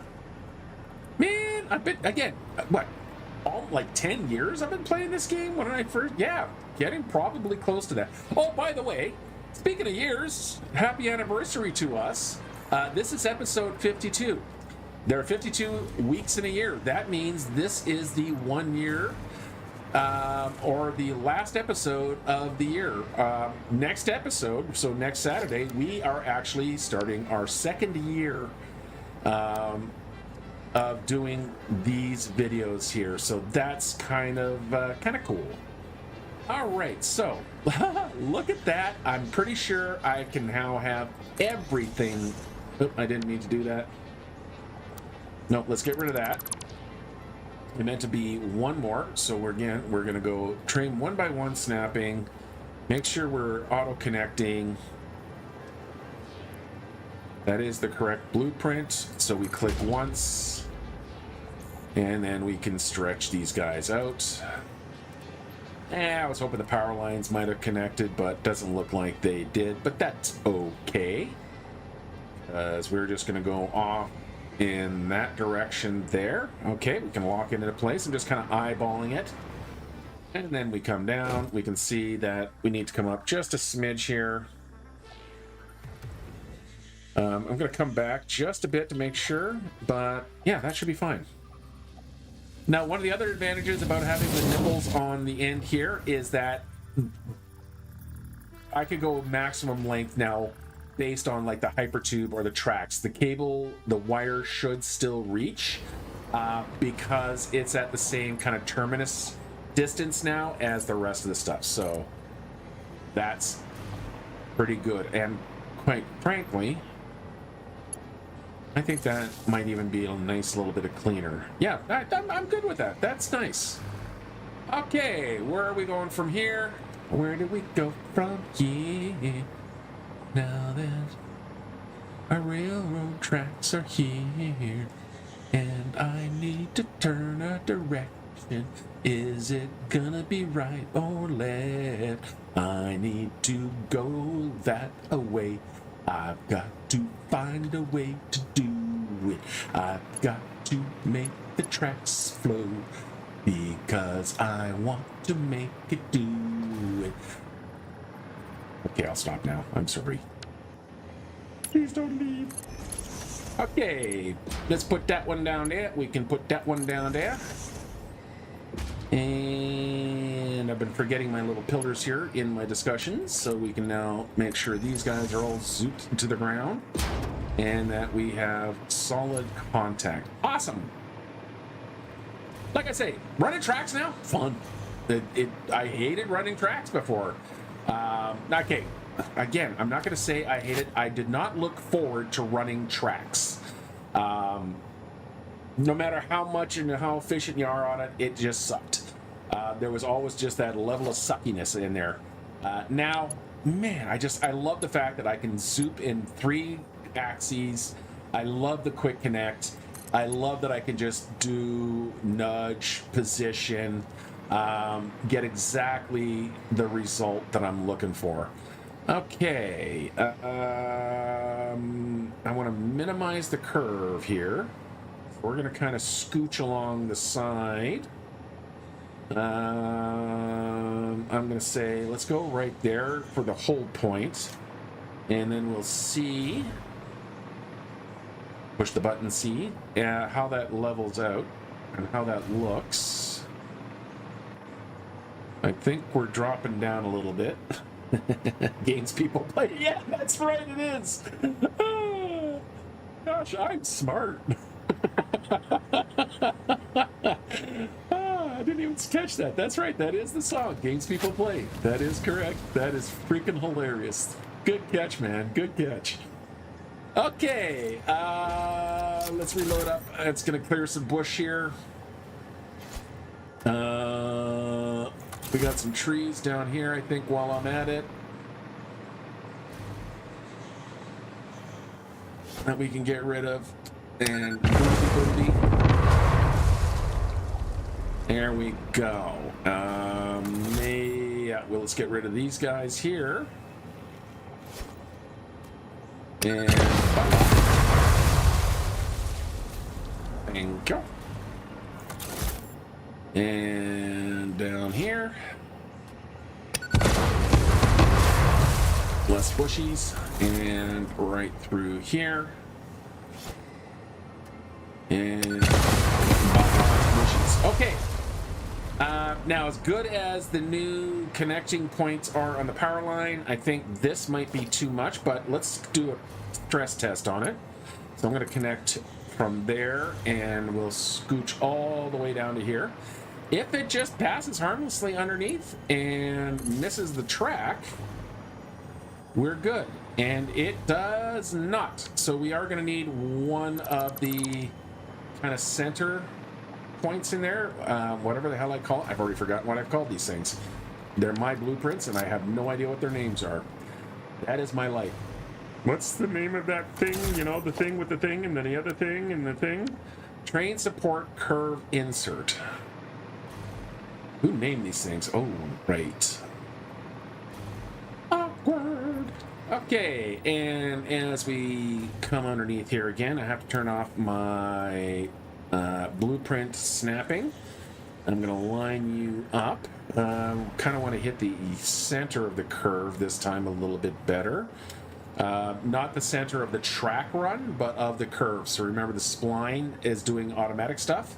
So we have a sharper bit right here, and then it does start straightening out. Oh, I'm an old fart. Yep. I'm a child of the 60s. I am an early Gen Xer. Yes, sir. So I'm 67, or not, I was born in 67. So how old are you there, my friend? Because, you know, old man power. And come across. Is my flashlight on? No, it's not. It is starting to get to be nighttime. There we go. And by the way, yes, that was the age of the best music. 60s, 70s. I was born in the summer of love. Just when there was some of the best music coming out from Stones and all of the classics and Led Zeppelin, and yeah, pick a band, and you know, that's when rock and roll really became king. It had nothing to do with Elvis. Height of the British invasion, the Beatles were big, Stones, Led Zeppelin, pretty sure BTO was a thing, or the Eagles, like just so much, man. Just some really awesome music. Which is funny because a lot of the great songs that we loved in our age were actually remakes of stuff coming out of the 50s. So just goes to show that, you know, everything changes. Let's get this thing out of here. Actually, I have no idea what I'm babbling about it at this point in time, but that's okay. Ow. Ow. Who's doing that? Where are you? I've been here how long, dude? And now you shoot my face? Where are you? Seriously, but no, no, and no. No. See, that's what you get. You could have just walked away. Really? Live, laugh, consume. You're gonna come out and think you're gonna do something with it. Let's see. Ah. So you're just a few. So you're just a few years younger than me. Consume. Yep, growing up in the 70s, man, wasn't our childhood amazing? Like, just every Norman picture of, you know, the freeness of the summer vacation and stuff, I swear, is our generation. Yeah, absolutely. The world was in so much changes back then. We were part of watching technology, video games come online, which we are. I mean, we predate video games. That's how old we are, folks. Pong came out, I think, 1975. It was 1978 when which was surprising as hell. My cheap-ass German dad suddenly came home with a game system. It played Pong, it had skeet shoot, so it had the light gun and everything. It was amazing, and yeah, it went from there. And yeah, even looking back, to be honest, the late 70s music, and that includes the disco era, there was some really good music coming out of there. At the time, yeah, bandwagoning and oh, disco sucks and all that fun stuff, but kind of looking at it through the lens of the years going by, I think there was some amazing music coming out of the disco era as well. So yeah, in fact, the kids are playing the damn shit now. Hell, look at the movie The Martian. How much that music made the difference. James Gunn, he's our generation, and the movies he's making and the music choices that he's doing. So yeah, Gen X, best X. Best X, best Gen. Yeah. And quite frankly, don't fuck with us. Excuse my language, but that is Gen X. We will not play nice. We lived in a time where we were feral. That's the fun thing is that people don't realize that we're an entire generation of feral children, because that was economically and politically the time when the single income family was no longer really kind of overly viable. People started having to go to work. Moms started having to go to work. Dads had to work. Here's gaming system, nice. So yeah, we, you know, our generation was be home by dark. Our parents in the summer saw us in the if they were lucky, would see us in the morning heading out the door, and maybe, you know, possibly by dinner. If we didn't stay over at our friend's house, quite often they would get the phone call, hey, can I stay at Bobby's for dinner? Can I stay at Terry's for dinner? Like, one of us was staying somewhere, so not going home. It literally was street lights on, go home. And it was awesome. The adventures. Yeah, I can... I can recite along with almost every ABBA song in existence. As soon as it comes on, the lyrics are there. I may not be able to pull the lyrics out just dry, but I can sing along to almost every ABBA song. It's something that I don't know if I'm proud about or not. But yeah, one, the tunes were incredibly catchy. And three, they were just so played so that we listened the shit out of them. Funny thing is ABBA was also one of the few bands that my mother could stand of the modern music. So my parents came out of a very more traditional, what am I doing? Kind of upbringing. They were not boomers. They were actually predating. They grew up in Europe pre-war. So, you know, they weren't young. And so, yeah, I listened to a lot of big band. I learned to appreciate Herbie Hancock and all that kind of stuff like that. They weren't really into the rock and rolls. But ABBA was one of the ones that my mother would listen to quite frequently. My father, not a chance in hell. Yeah, he did not like anything of the modern music. He really objected to the screeching. Like, he really hated it. He was almost a stereotypical old man listening to new music. But yeah. Wow, that's quite the tangent we're on there today. Okay, let's see. It's 10:40. We're in an hour 45 minutes. I'm going to need to replace something along here, I think, because I'm going to need a new hill booster. I kind of just started getting into the groove here and didn't actually put in any kind of speed boosters except for that first one. So I'm going to need a speed booster here somewhere over the rainbow.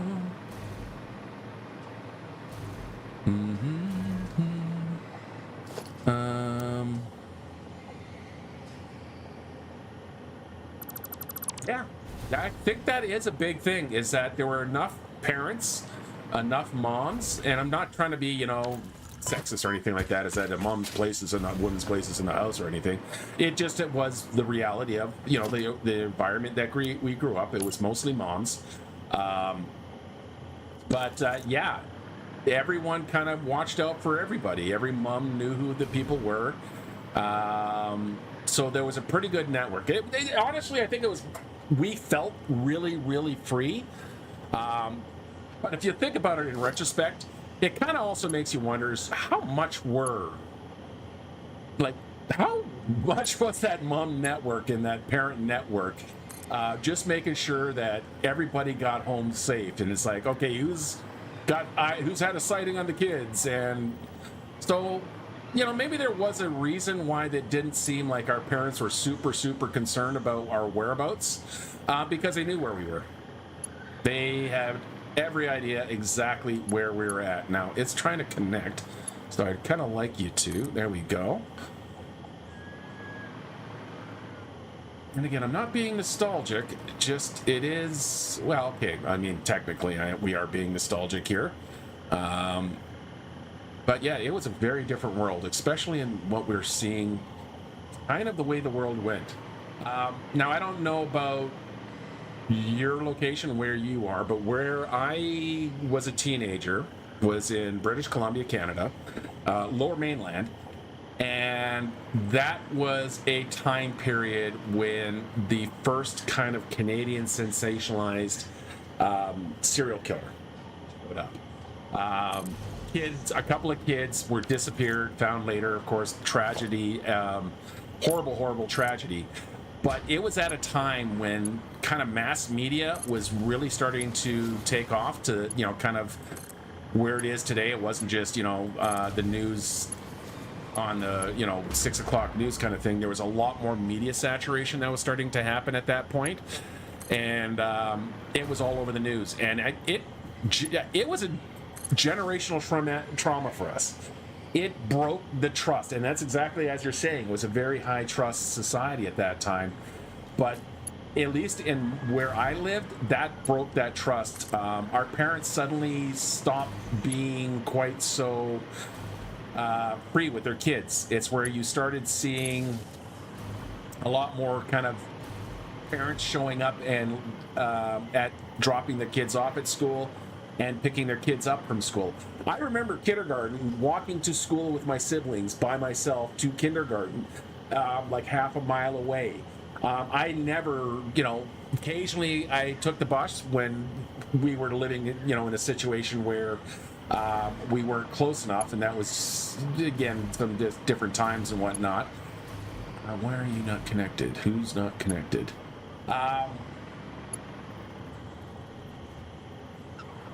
What was I saying? But yeah, that's when we started seeing, you started seeing parents not just letting their kids walk to school.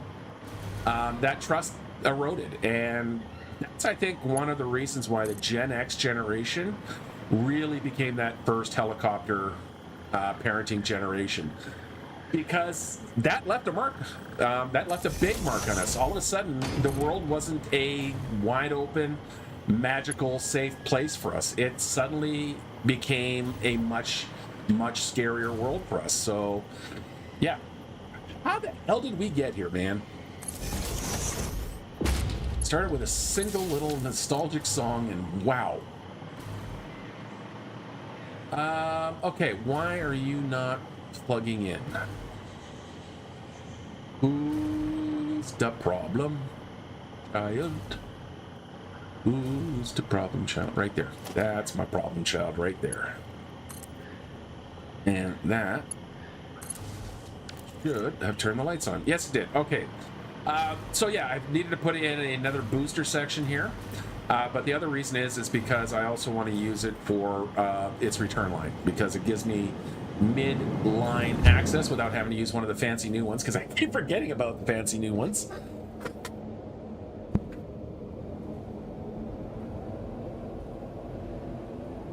And yeah, I want to go back and see how we're doing on our plasma cubes.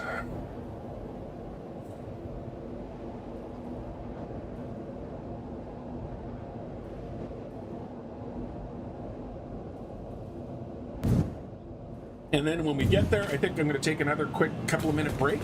And what I want to do is I'm going to try and reload the game again, just to see if it clears up this stuttering. I can keep going, but it's there and it's irritating me, and I'm sure it doesn't look great for you guys. Okay, one more station drop.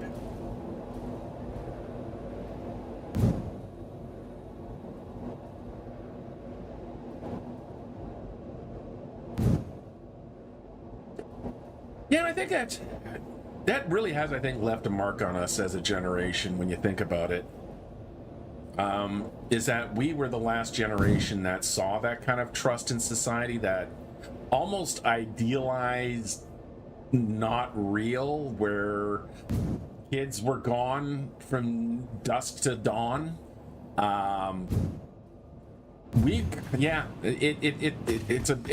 a little bit sad, is that was society great back then? Oh, fuck no. If you're a straight white guy, sure, life was great. If you came from a white majority family, your life was great. If you were someone else, there was lots of things still going on. There was still the same racial, probably a little worse than it is today. That's why hip hop was came out in the 80s and stuff like that. Women still were dealing with a lot of hell. Women only could have their own credit cards since the 70s. So there was a lot really miserable in society, but there was also a lot of things I think are missing. People had the veneer of manners back in the day. Even if you didn't agree with someone's point of view, they didn't become your mortal enemy. You just disagreed with them. And that's something, that polarization, that nowadays is not great. Hey, we're down to 7 here. Okay, so if we only got 7 to go, I'm going to let those run out. I'm going to stand right here. But in the meantime, though, I think this might be a good time for me to take another quick break. So we'll take a couple minute break here. I'll reset the system. So I'll reset the game again. Then I'll load it up, I'll let it play, and then when we get back, hopefully we'll have those final 7 units. And it's going to take about 15 minutes to get them, so we'll see what we do, but we'll see where we get on the other side of the break. So stay tuned, I'll be right back.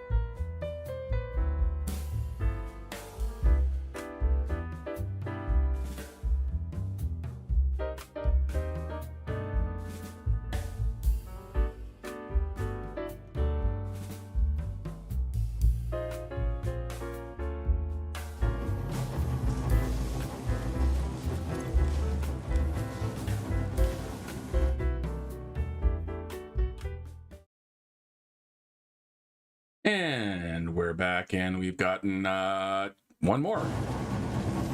Okay, yeah, it's half one per minute. I need 6 more. That's 12 minutes. That's 10 minutes. I don't think I want to hang around here for 10 minutes when I can get shit done. So I'm going to head back to where we were setting up our tracks. I really just sometimes love looking at my That's the thing about this game, is that in some ways it's very frustrating for me when I look at other people's amazing architectural designs and stuff. Like, you know, how do you guys figure out, some of these guys figure out how to make giant cars out of, or what have you, that they're basically sculpting with the blocks that we have. You know, I kind of feel that mine just aren't quite as inspired artistically. You know, I kind of tend to build more function first, form second, but every once in a while I do something that I just really kind of strikes me. Not that it's necessarily aesthetically attractive, just that there's something about it that just kind of feels good, feels right. And it, you know, just the simple little things like, you know, the glass walls, but the little interruptions of these beams here, that kind of, it just, this little interesting shape and stuff like that. It's just sometimes you just get a really kind of a nice result. Not where you're intending, but, you know, it feels comfortable. It feels good. Nothing that I go, ew, I'm going to tear it all down. But yeah, even, you know, every one of these buildings is its own unique shape. None of them are really awful or straight brick kind of machines or buildings or setups. Yeah, anyway. ADHD Satisfactory. All right, off we go into the old boosters here. I'm going to get a few more track positions. I'm going to see if I can get to the grasslands. Actually, by the time I get to the grasslands, that will have everything done there, and it shouldn't be much more until we kind of get to the mouth. I'm not going to go all the way down into the grasslands, but I am going to get the track railhead kind of into a place where I can make decisions of where I want to go, how I want to split off, because, you know, there's some more options. I just love going past some of my factories. Yeah, I'm feeling good about the whole setup here. Yeah, I haven't put a lot of the underpillars in on some of the factories. A lot of things are floating still and whatnot, like you can see back there. You know, these little sidewalls and stuff have to be filled in, but no, I'm still relatively pretty happy with the way things are going here. You need your power line reconnected. So you go up there. There we go. Not that button, that button. And let's take our first trip down the new section. So we get a nice boost here. That's the other thing I want to check out here. Make sure I've got enough speed boosters in play. I'm thinking I'm probably going to have to replace one there. Yeah, I've lost a lot of that boosted speed. Yeah, so I'm going to put one just before we kind of come into here, just to build that speed up, and we can come out through here now. All right, on my way back, I'll fix that other one. Right now, I'm just going to keep pushing my tracks through the woods right here. And again, we want to be on Blueprint Auto Connect. And away we go. And come back just a smudge. Railroad track is too long. There we go. Come back just a smidge that way. I'm going to go over there, over there. Over there, over there, make the track go over there. Will that do? How does that look? Am I getting any kind of weird? Nope, perfectly flat. Awesome. Okay. And then we can grab this and go into this. Oh, no, wrong button. Nah! Old fat fingers on keyboards. I need a keyboard that is about 25% bigger than your average keyboard. For my oversized hands. Well, you know what they say about big hands. Yeah, you can hold a lot of shit in them. Okay, I'm gonna get rid of that thing just so I don't accidentally trigger it. That's ready to go. Let's do another one of these. Again, have to flip it to the auto connect. I'm gonna cut up through here.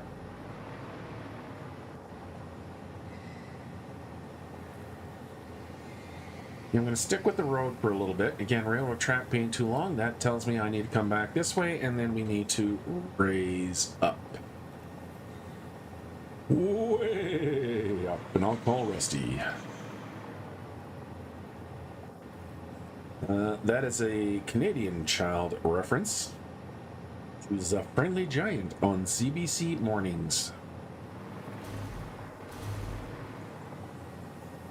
That would be the Canadian Broadcasting. Or as Trump likes to call it, state media. Okay. Actually, that would also be what Polivier would call it. Alright, drop that down to there. Tracks are looking good. I'm gonna have to go do a little scouting ahead. I need to see where I'm going from here. And which then brings up the where do we go from here? And I think what I'm gonna have to do, yeah, I know you're back there. I know you're there. You see me. Okay. How do I want to get through here? Do I want to cut across? As we are a little bit high up, we could come up through here. Oh, out of jetpack juice. There we go. Or, so we can go through there. Or we can hook around.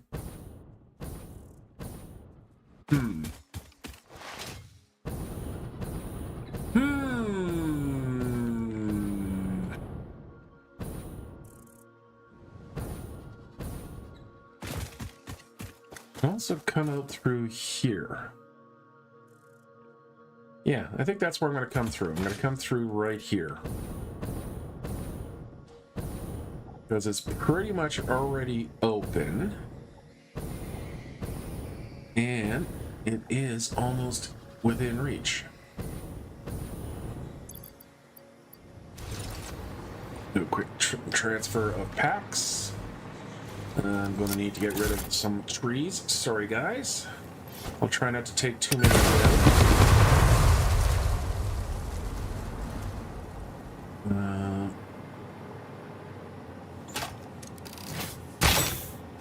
And I know I should be chopping them down, you know, but do I need I don't need the wood, man. I got more than enough of biomatter. Okay. Let's grab our tracks again. And we are going to turn right through here. Maybe try not to have... Yeah, I'm going to have to kill some of them. Take out some of those trees there. Let's come over this way. Yeah, that tree is exactly where I do need actually to be. Sorry there, big guy. You going to be facing... the final countdown.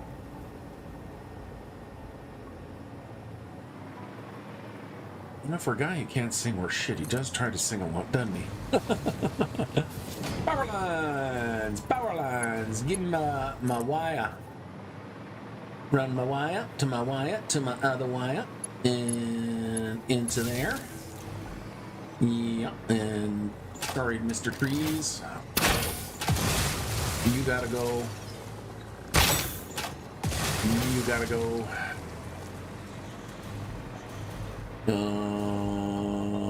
You should be okay. Yeah, you're right on the edge of whether I wanted you to not be there or be there. I don't mind the fact that you got a little bit of branches growing onto the track. It's not super intrusive, though. It kind of feels like, the tracks were laid and then this little tree here started growing into that. And yeah, there's always a story. There's got to be a story to almost every decision. It's not just about building things for me, it's about kind of creating the simulation of the whole thing. I mean, let's face it, we're doing a play acting thing. There's a space elevator, there's some sort of massive project going on that we're feeding. There's a story. And that's kind of the big point of playing games is, what is the story and enjoying the story. And at least for me, that's been part of it as well. So, I kind of want to keep my decisions. And if you're keeping a story in your head, you do tend to make more consistent decisions across the line. So it always feels, it's generally always going to feel like it was built by the same person as opposed to committee, but it can feel disjointed if you don't kind of have that story in your mind.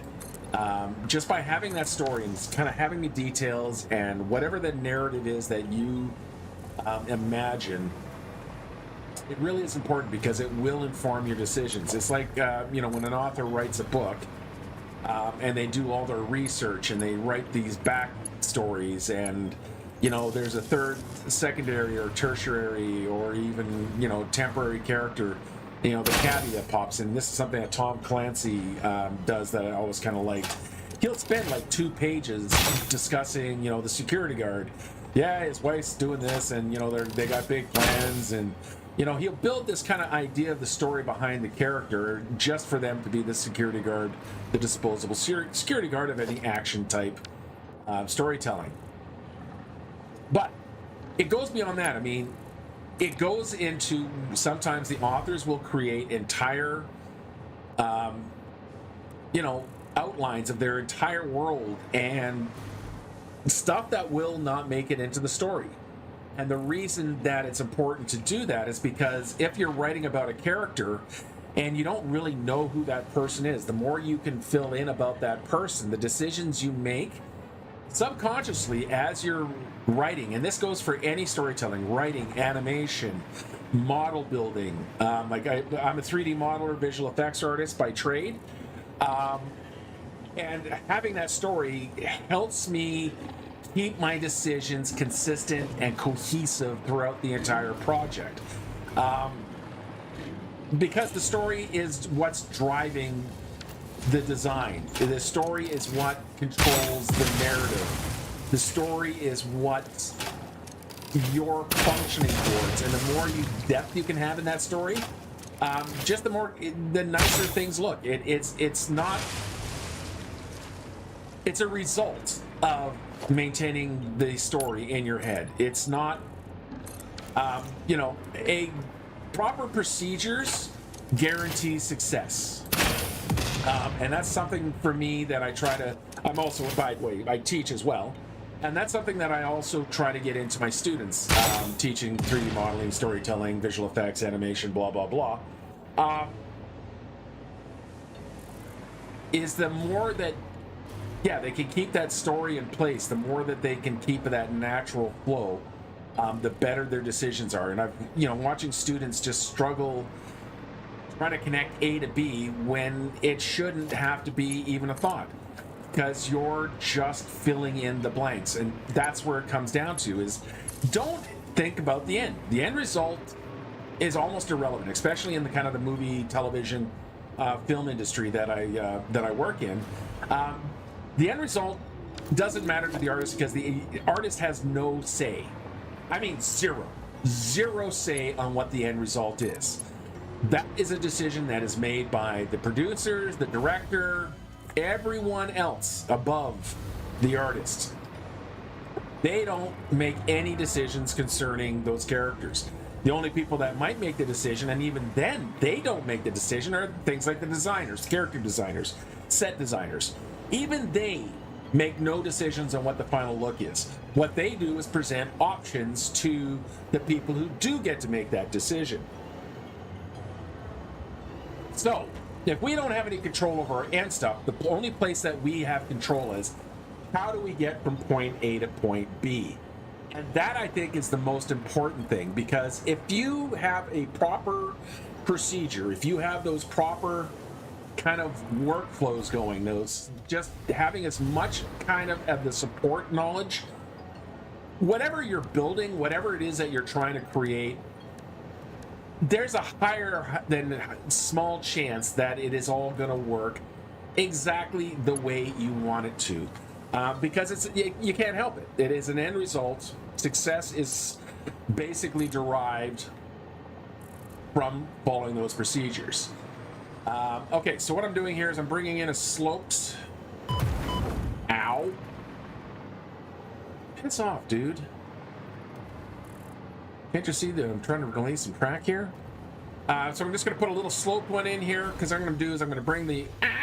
Nope. Bring the track in and go around that way.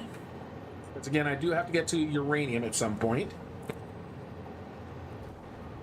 So we're going to go to there with that little short section. This one is a non-modified and updated, so we are going to have to kind of do that. And then, but I can. Yep, there we go. And then we can grab another one of these. There's a bit of an S in there. You know what? That feels good. That's okay. Doesn't feel wrong, let's put it that way. Then we can see if we can't get everything to snap here. There we go. Take the H off, and we're going to bring the track that way. We're going to let it still come down a bit. Yeah, about like that, and then the track can extend. Ow. Okay, you're really trying to get my attention here. Do you really want to get my attention? Fine. Here, you've got my attention. Are you happy?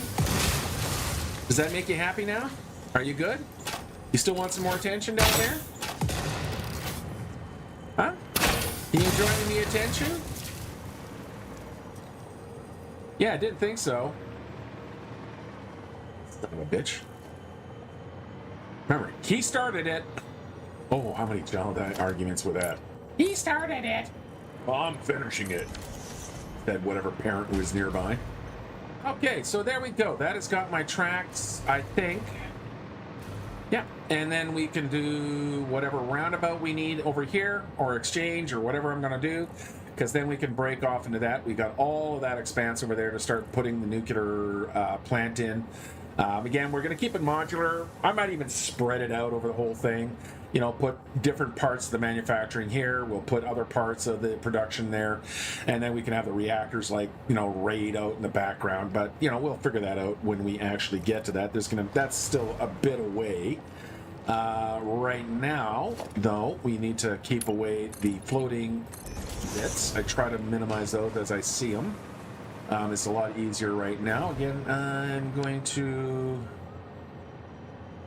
take the section of track here, so because just there's a short little straight section there, so it has a weird jog when I can just go like that, and then into that, and that just kind of smooths it out. You can see here how it's got a curve, straight section, and then right into the curve again. I want to take that out.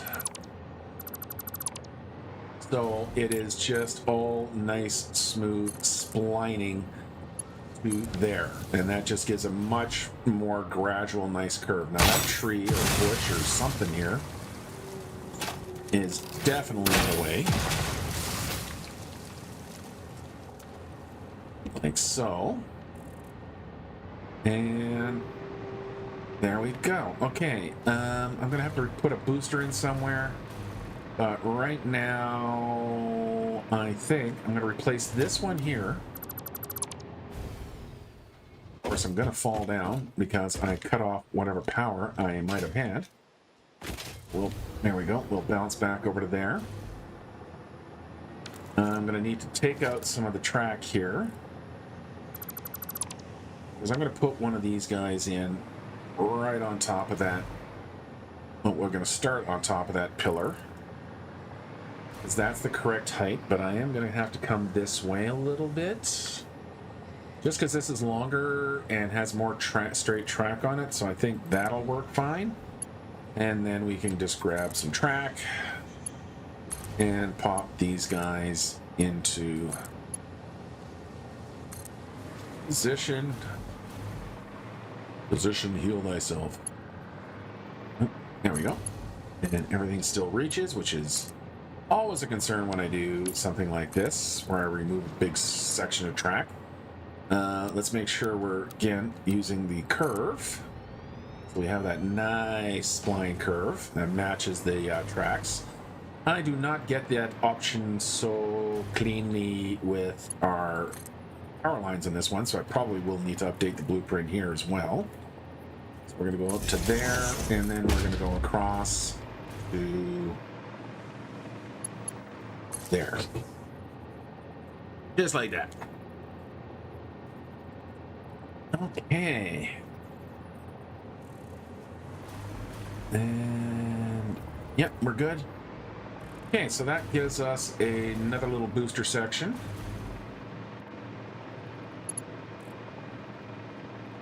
We got to make sure we're plugged in. In this case, I'll just do that and have a quick look. Yep, everyone's plugged in back there. I'm not riding it, mostly because I'm going to put another one of those stations or transfer or booster sections just before, kind of on the out when we get clear or just come out of the woods here.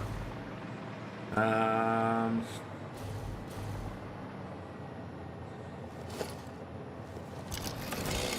going to be surgical on this one. Actually, what do I want to do? It is switch to single mode. I only want this tree. They have a new single mode, so you can do a very surgical removal of a tree. Because I kind of like having, I don't want to get rid of all the plants. I want, you know, shadows and stuff falling on the trees. And I'm getting some really nice kind of shadows and stuff along there. Or shadows from the trees falling on the track. So that's okay. How's this bush? Yeah, I'm not really showing the clippy too much. It's not like the branches coming out the center, like here. And it's just enough that it kind of falls into that, you know, bit of overgrowth feel. These guys, on the other hand, are completely... remove them. It's a fine line between, you know, what feels natural and what feels unnatural. Okay, so I think I'm going to change...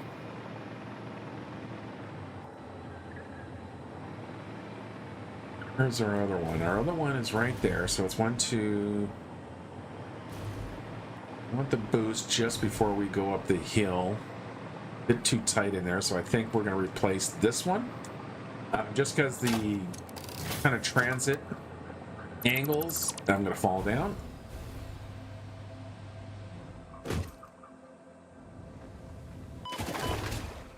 And didn't quite make it.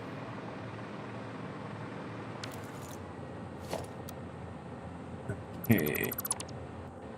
And then after this, we should have all of our stuff that we're waiting for. And then we can head back. Well, that can go there. That goes there. That can go there. That can come in here.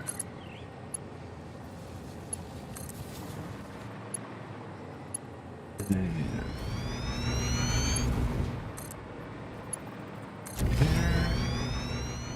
okay, power lines, power lines, power lines.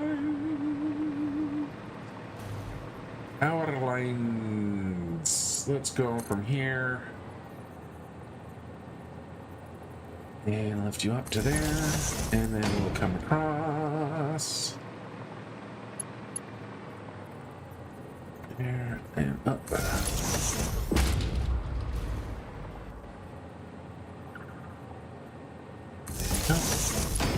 And there we go. Okay. All ready to go. Let's take our trip. Would have been faster if I just went there manually. All right, and down we go. And I'm thinking we should have everything ready.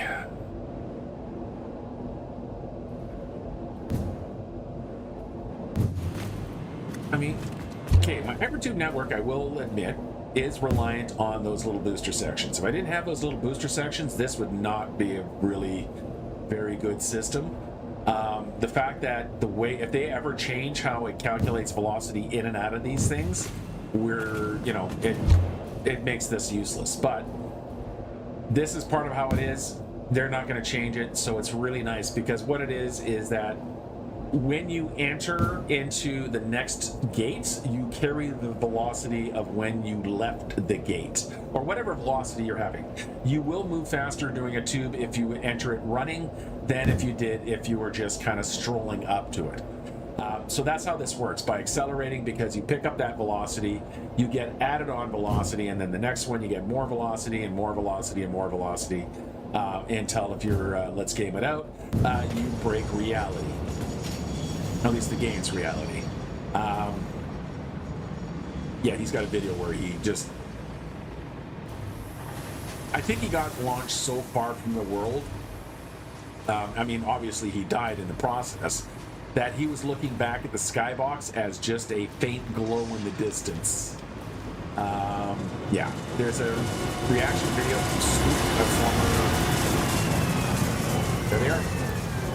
A former community development or dev manager, and yeah, he did a reaction on that, talking about it, and he explained kind of what we were seeing from the context of the game.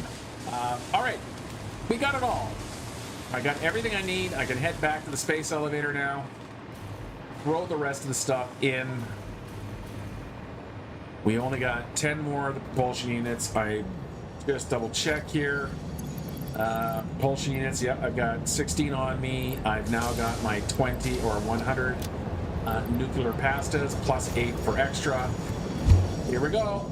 Phase 4 complete, opening up all new territory of Phase 5.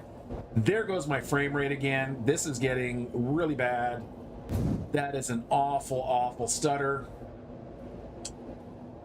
Oh well, we're just gonna have to kind of eat it for just a few more bits. Oh, this is getting...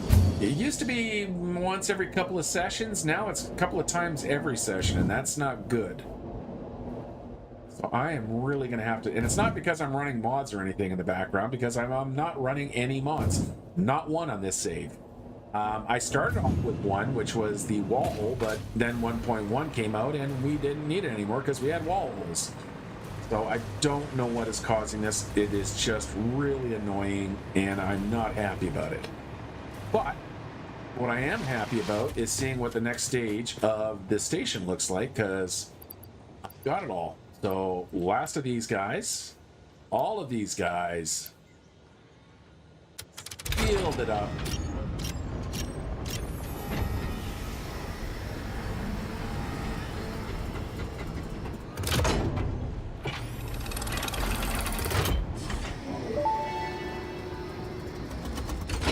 Welcome to the Pioneers Got Power Problems presentation. That was a joke. Anyway, you're familiar with the process. Just throw the lever and the automated systems will take over. Imagine all the time and effort that would be wasted if you had to do all that work as well. Some work is just better suited for machines. Phase 5 contains technology the human brain cannot comprehend, so just trust in me and fix-it policy and everything will go as planned. Answering all your questions will take time we simply do not have. Everything is going to be just fine, so long as you do your job. We've come this far together after all, haven't we? Anyway, you know what to do. Just don't forget to keep producing previous project parts, and plan ahead when setting up new production lines, and make sure not to leave it all until the last moment. Cool. Well, it looks like we're going to keep needing nuclear pasta. So I might have to take another crack at what's going on with that. But in the meantime, let's watch what happens.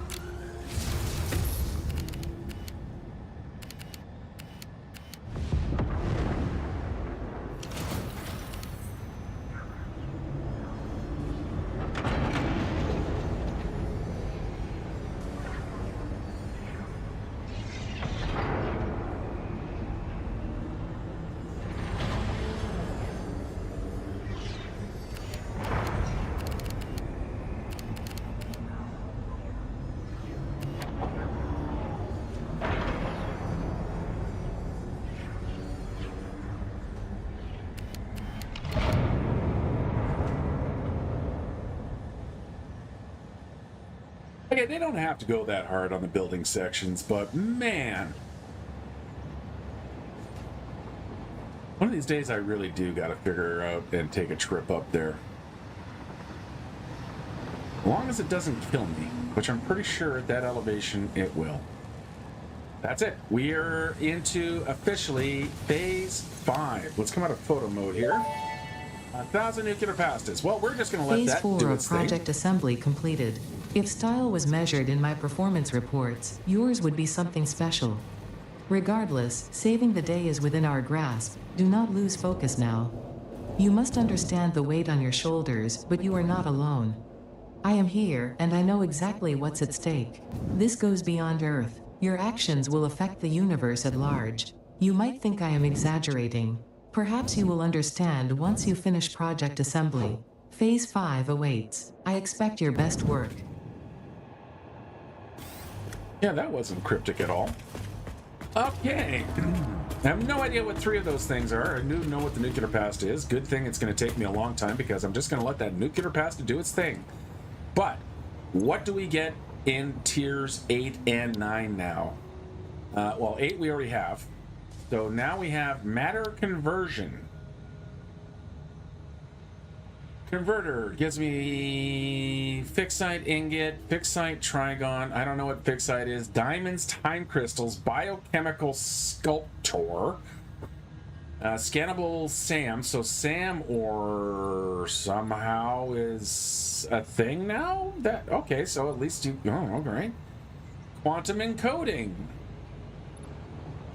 Quantum encoder uses excited photon. Okay, let's read the descriptions here. Converter harnesses reanimated SAM to enable precise matter and enemy transmutation. I think that allows you to turn one thing into another turn. Other metals and molecular using strange alien matter, so that's a SAM ore thing. All construction challenges. Its performance is so exceptional it basically solves structural engineering. Diamonds. Time crystals and dark matter crystals. Time crystals. Project assembly part 10. We already know about SAM ore. Quantum encoding. Set a photon to produce the most complex of parts, controlling development. Okay, so that's a new manufacturing machine. Excited photonic matter. Dark matter residue. Dark matter crystals. The infamous superposition oscillator. Quantum neural quantum processor. AI expansion server. So that's another one of our space elevator stuff. Mark III blueprinter. That requires quantum processor, time crystal. Okay. Honestly, I don't think that matters. Portals. So this one is going to be interesting.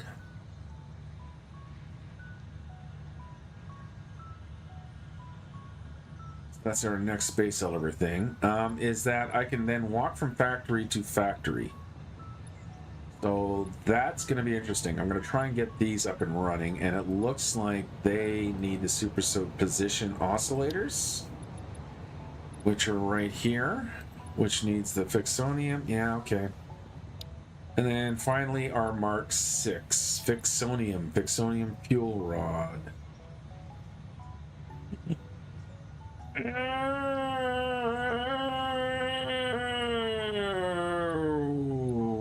Maybe it's a good thing I haven't started my nuclear power yet.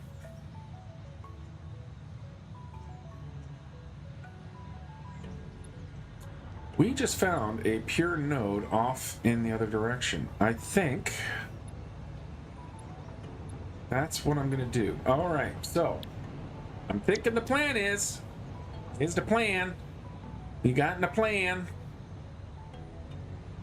There was a pure node along here somewhere that we ran into. That one right there. Our train station is right here. We are bringing Sam from over here, and I've probably got more of it than I need.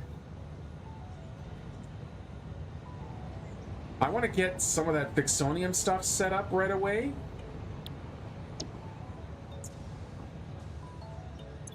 So we're not going to quite get to the nuclear energy. I'm going to really need to monitor my power. Yeah, this is the next one. So we're going to do that. Because I need to... I mean, I have most of this stuff here. Not here, but I have that stuff being manufactured. I should, I think, go all into depots. Way down at the bottom here. There's my cooling system, so I'll grab the 300 that are there. We'll just keep grabbing more. There's 300. What else do I need? I need radio units. Those are not... Yes, they are radio control units. So we'll take whatever's in the system there. Pressure conversion cubes. For frames, I'll have to go fetch. But yeah, I've got all those things. So yeah, that's our first thing I'm going to do is I'm going to lock the Fixonium stuff. And I think our next plan is to get that SAM ore and get really serious with the SAM. So we're going to have to do a lot of stuff. So we're going to be setting up a Fixonium factory. I'm going to not quite go nuclear yet. I don't know. I'm going to think about that. Because if they're giving me another fuel rod, I need to see what goes into them. I've never seen them before, so I'm going to have to do some to see what the recipes and stuff are. So I'll hit the old wiki and whatnot. Yeah, it seems like, you know, it's not cheating. It's called doing your homework. But yeah, okay. Well, whole new phase, guys. We are making it. We're making progress. And we are literally in unknown territory. I have never made or seen those pieces before. So it is all new, all unknown. I'm going to get up into one of my little crow's nest perches here, just because it makes it fun. I like to be able to look down upon the world and all the little things below me. Yeah, okay. We got things to do. We got places to be. Need to draw some numbers, but we're not going to do that today. That is going to be it for us today, I think. We got our tracks run. We've got access now to a whole new fields. Mostly what we were waiting for is to get our space elevator at phase 4. We have cleared phase 4. We are into phase 5. We're into the weird, spooky stuff now. So it's going to be interesting. I'm going to need to set up my Satisfactory, what do they call it? The Satisfactory Modeler. So that's the tool that we all seem to be using now. So that's this tool here, which I'm betting you guys can't see because the way I have my screen set up. So we'll display capture. There we go. That's this guy right here. So we're looking at this fella software here. So I'm going to need to set up now for some nuclear power, some of the Fixonium, some of the other recipes and stuff like that to see just how much footprint I'm going to need. That's mostly what I do with this thing here is how much space am I going to need? How wide, how tall? It gives me an idea of the number of machines and whatnot, and I need to do that now with some of the new Fixoniums. I'm just going to go quickly run and grab the stuff. I'll get it set up, but that's going to be next week's tasking is getting the next phase going. I'm not going to boost up my... I originally had it as 2 recipes here. Did I originally have it as 2 machines? I did too. I might have some of the numbers. No, I don't. I have it only at 1 machine. There we go. Yeah, because I've only got 2 of these guys here. I'm going to see what it's going to take for me to increase these values. Maybe get it up. Honestly, it's going to take me a long time to get to, even being close to end of phase 5. So even at 0.5, I need 1,000 of them. That's going to be 2,000 minutes. How much is 2,000 minutes, by the way? Let's get that out of there. I'm going to do a quick Google conversion.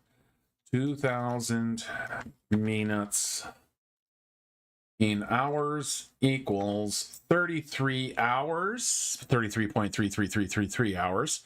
So approximately 33 hours, so a day or so for those to do of playtime.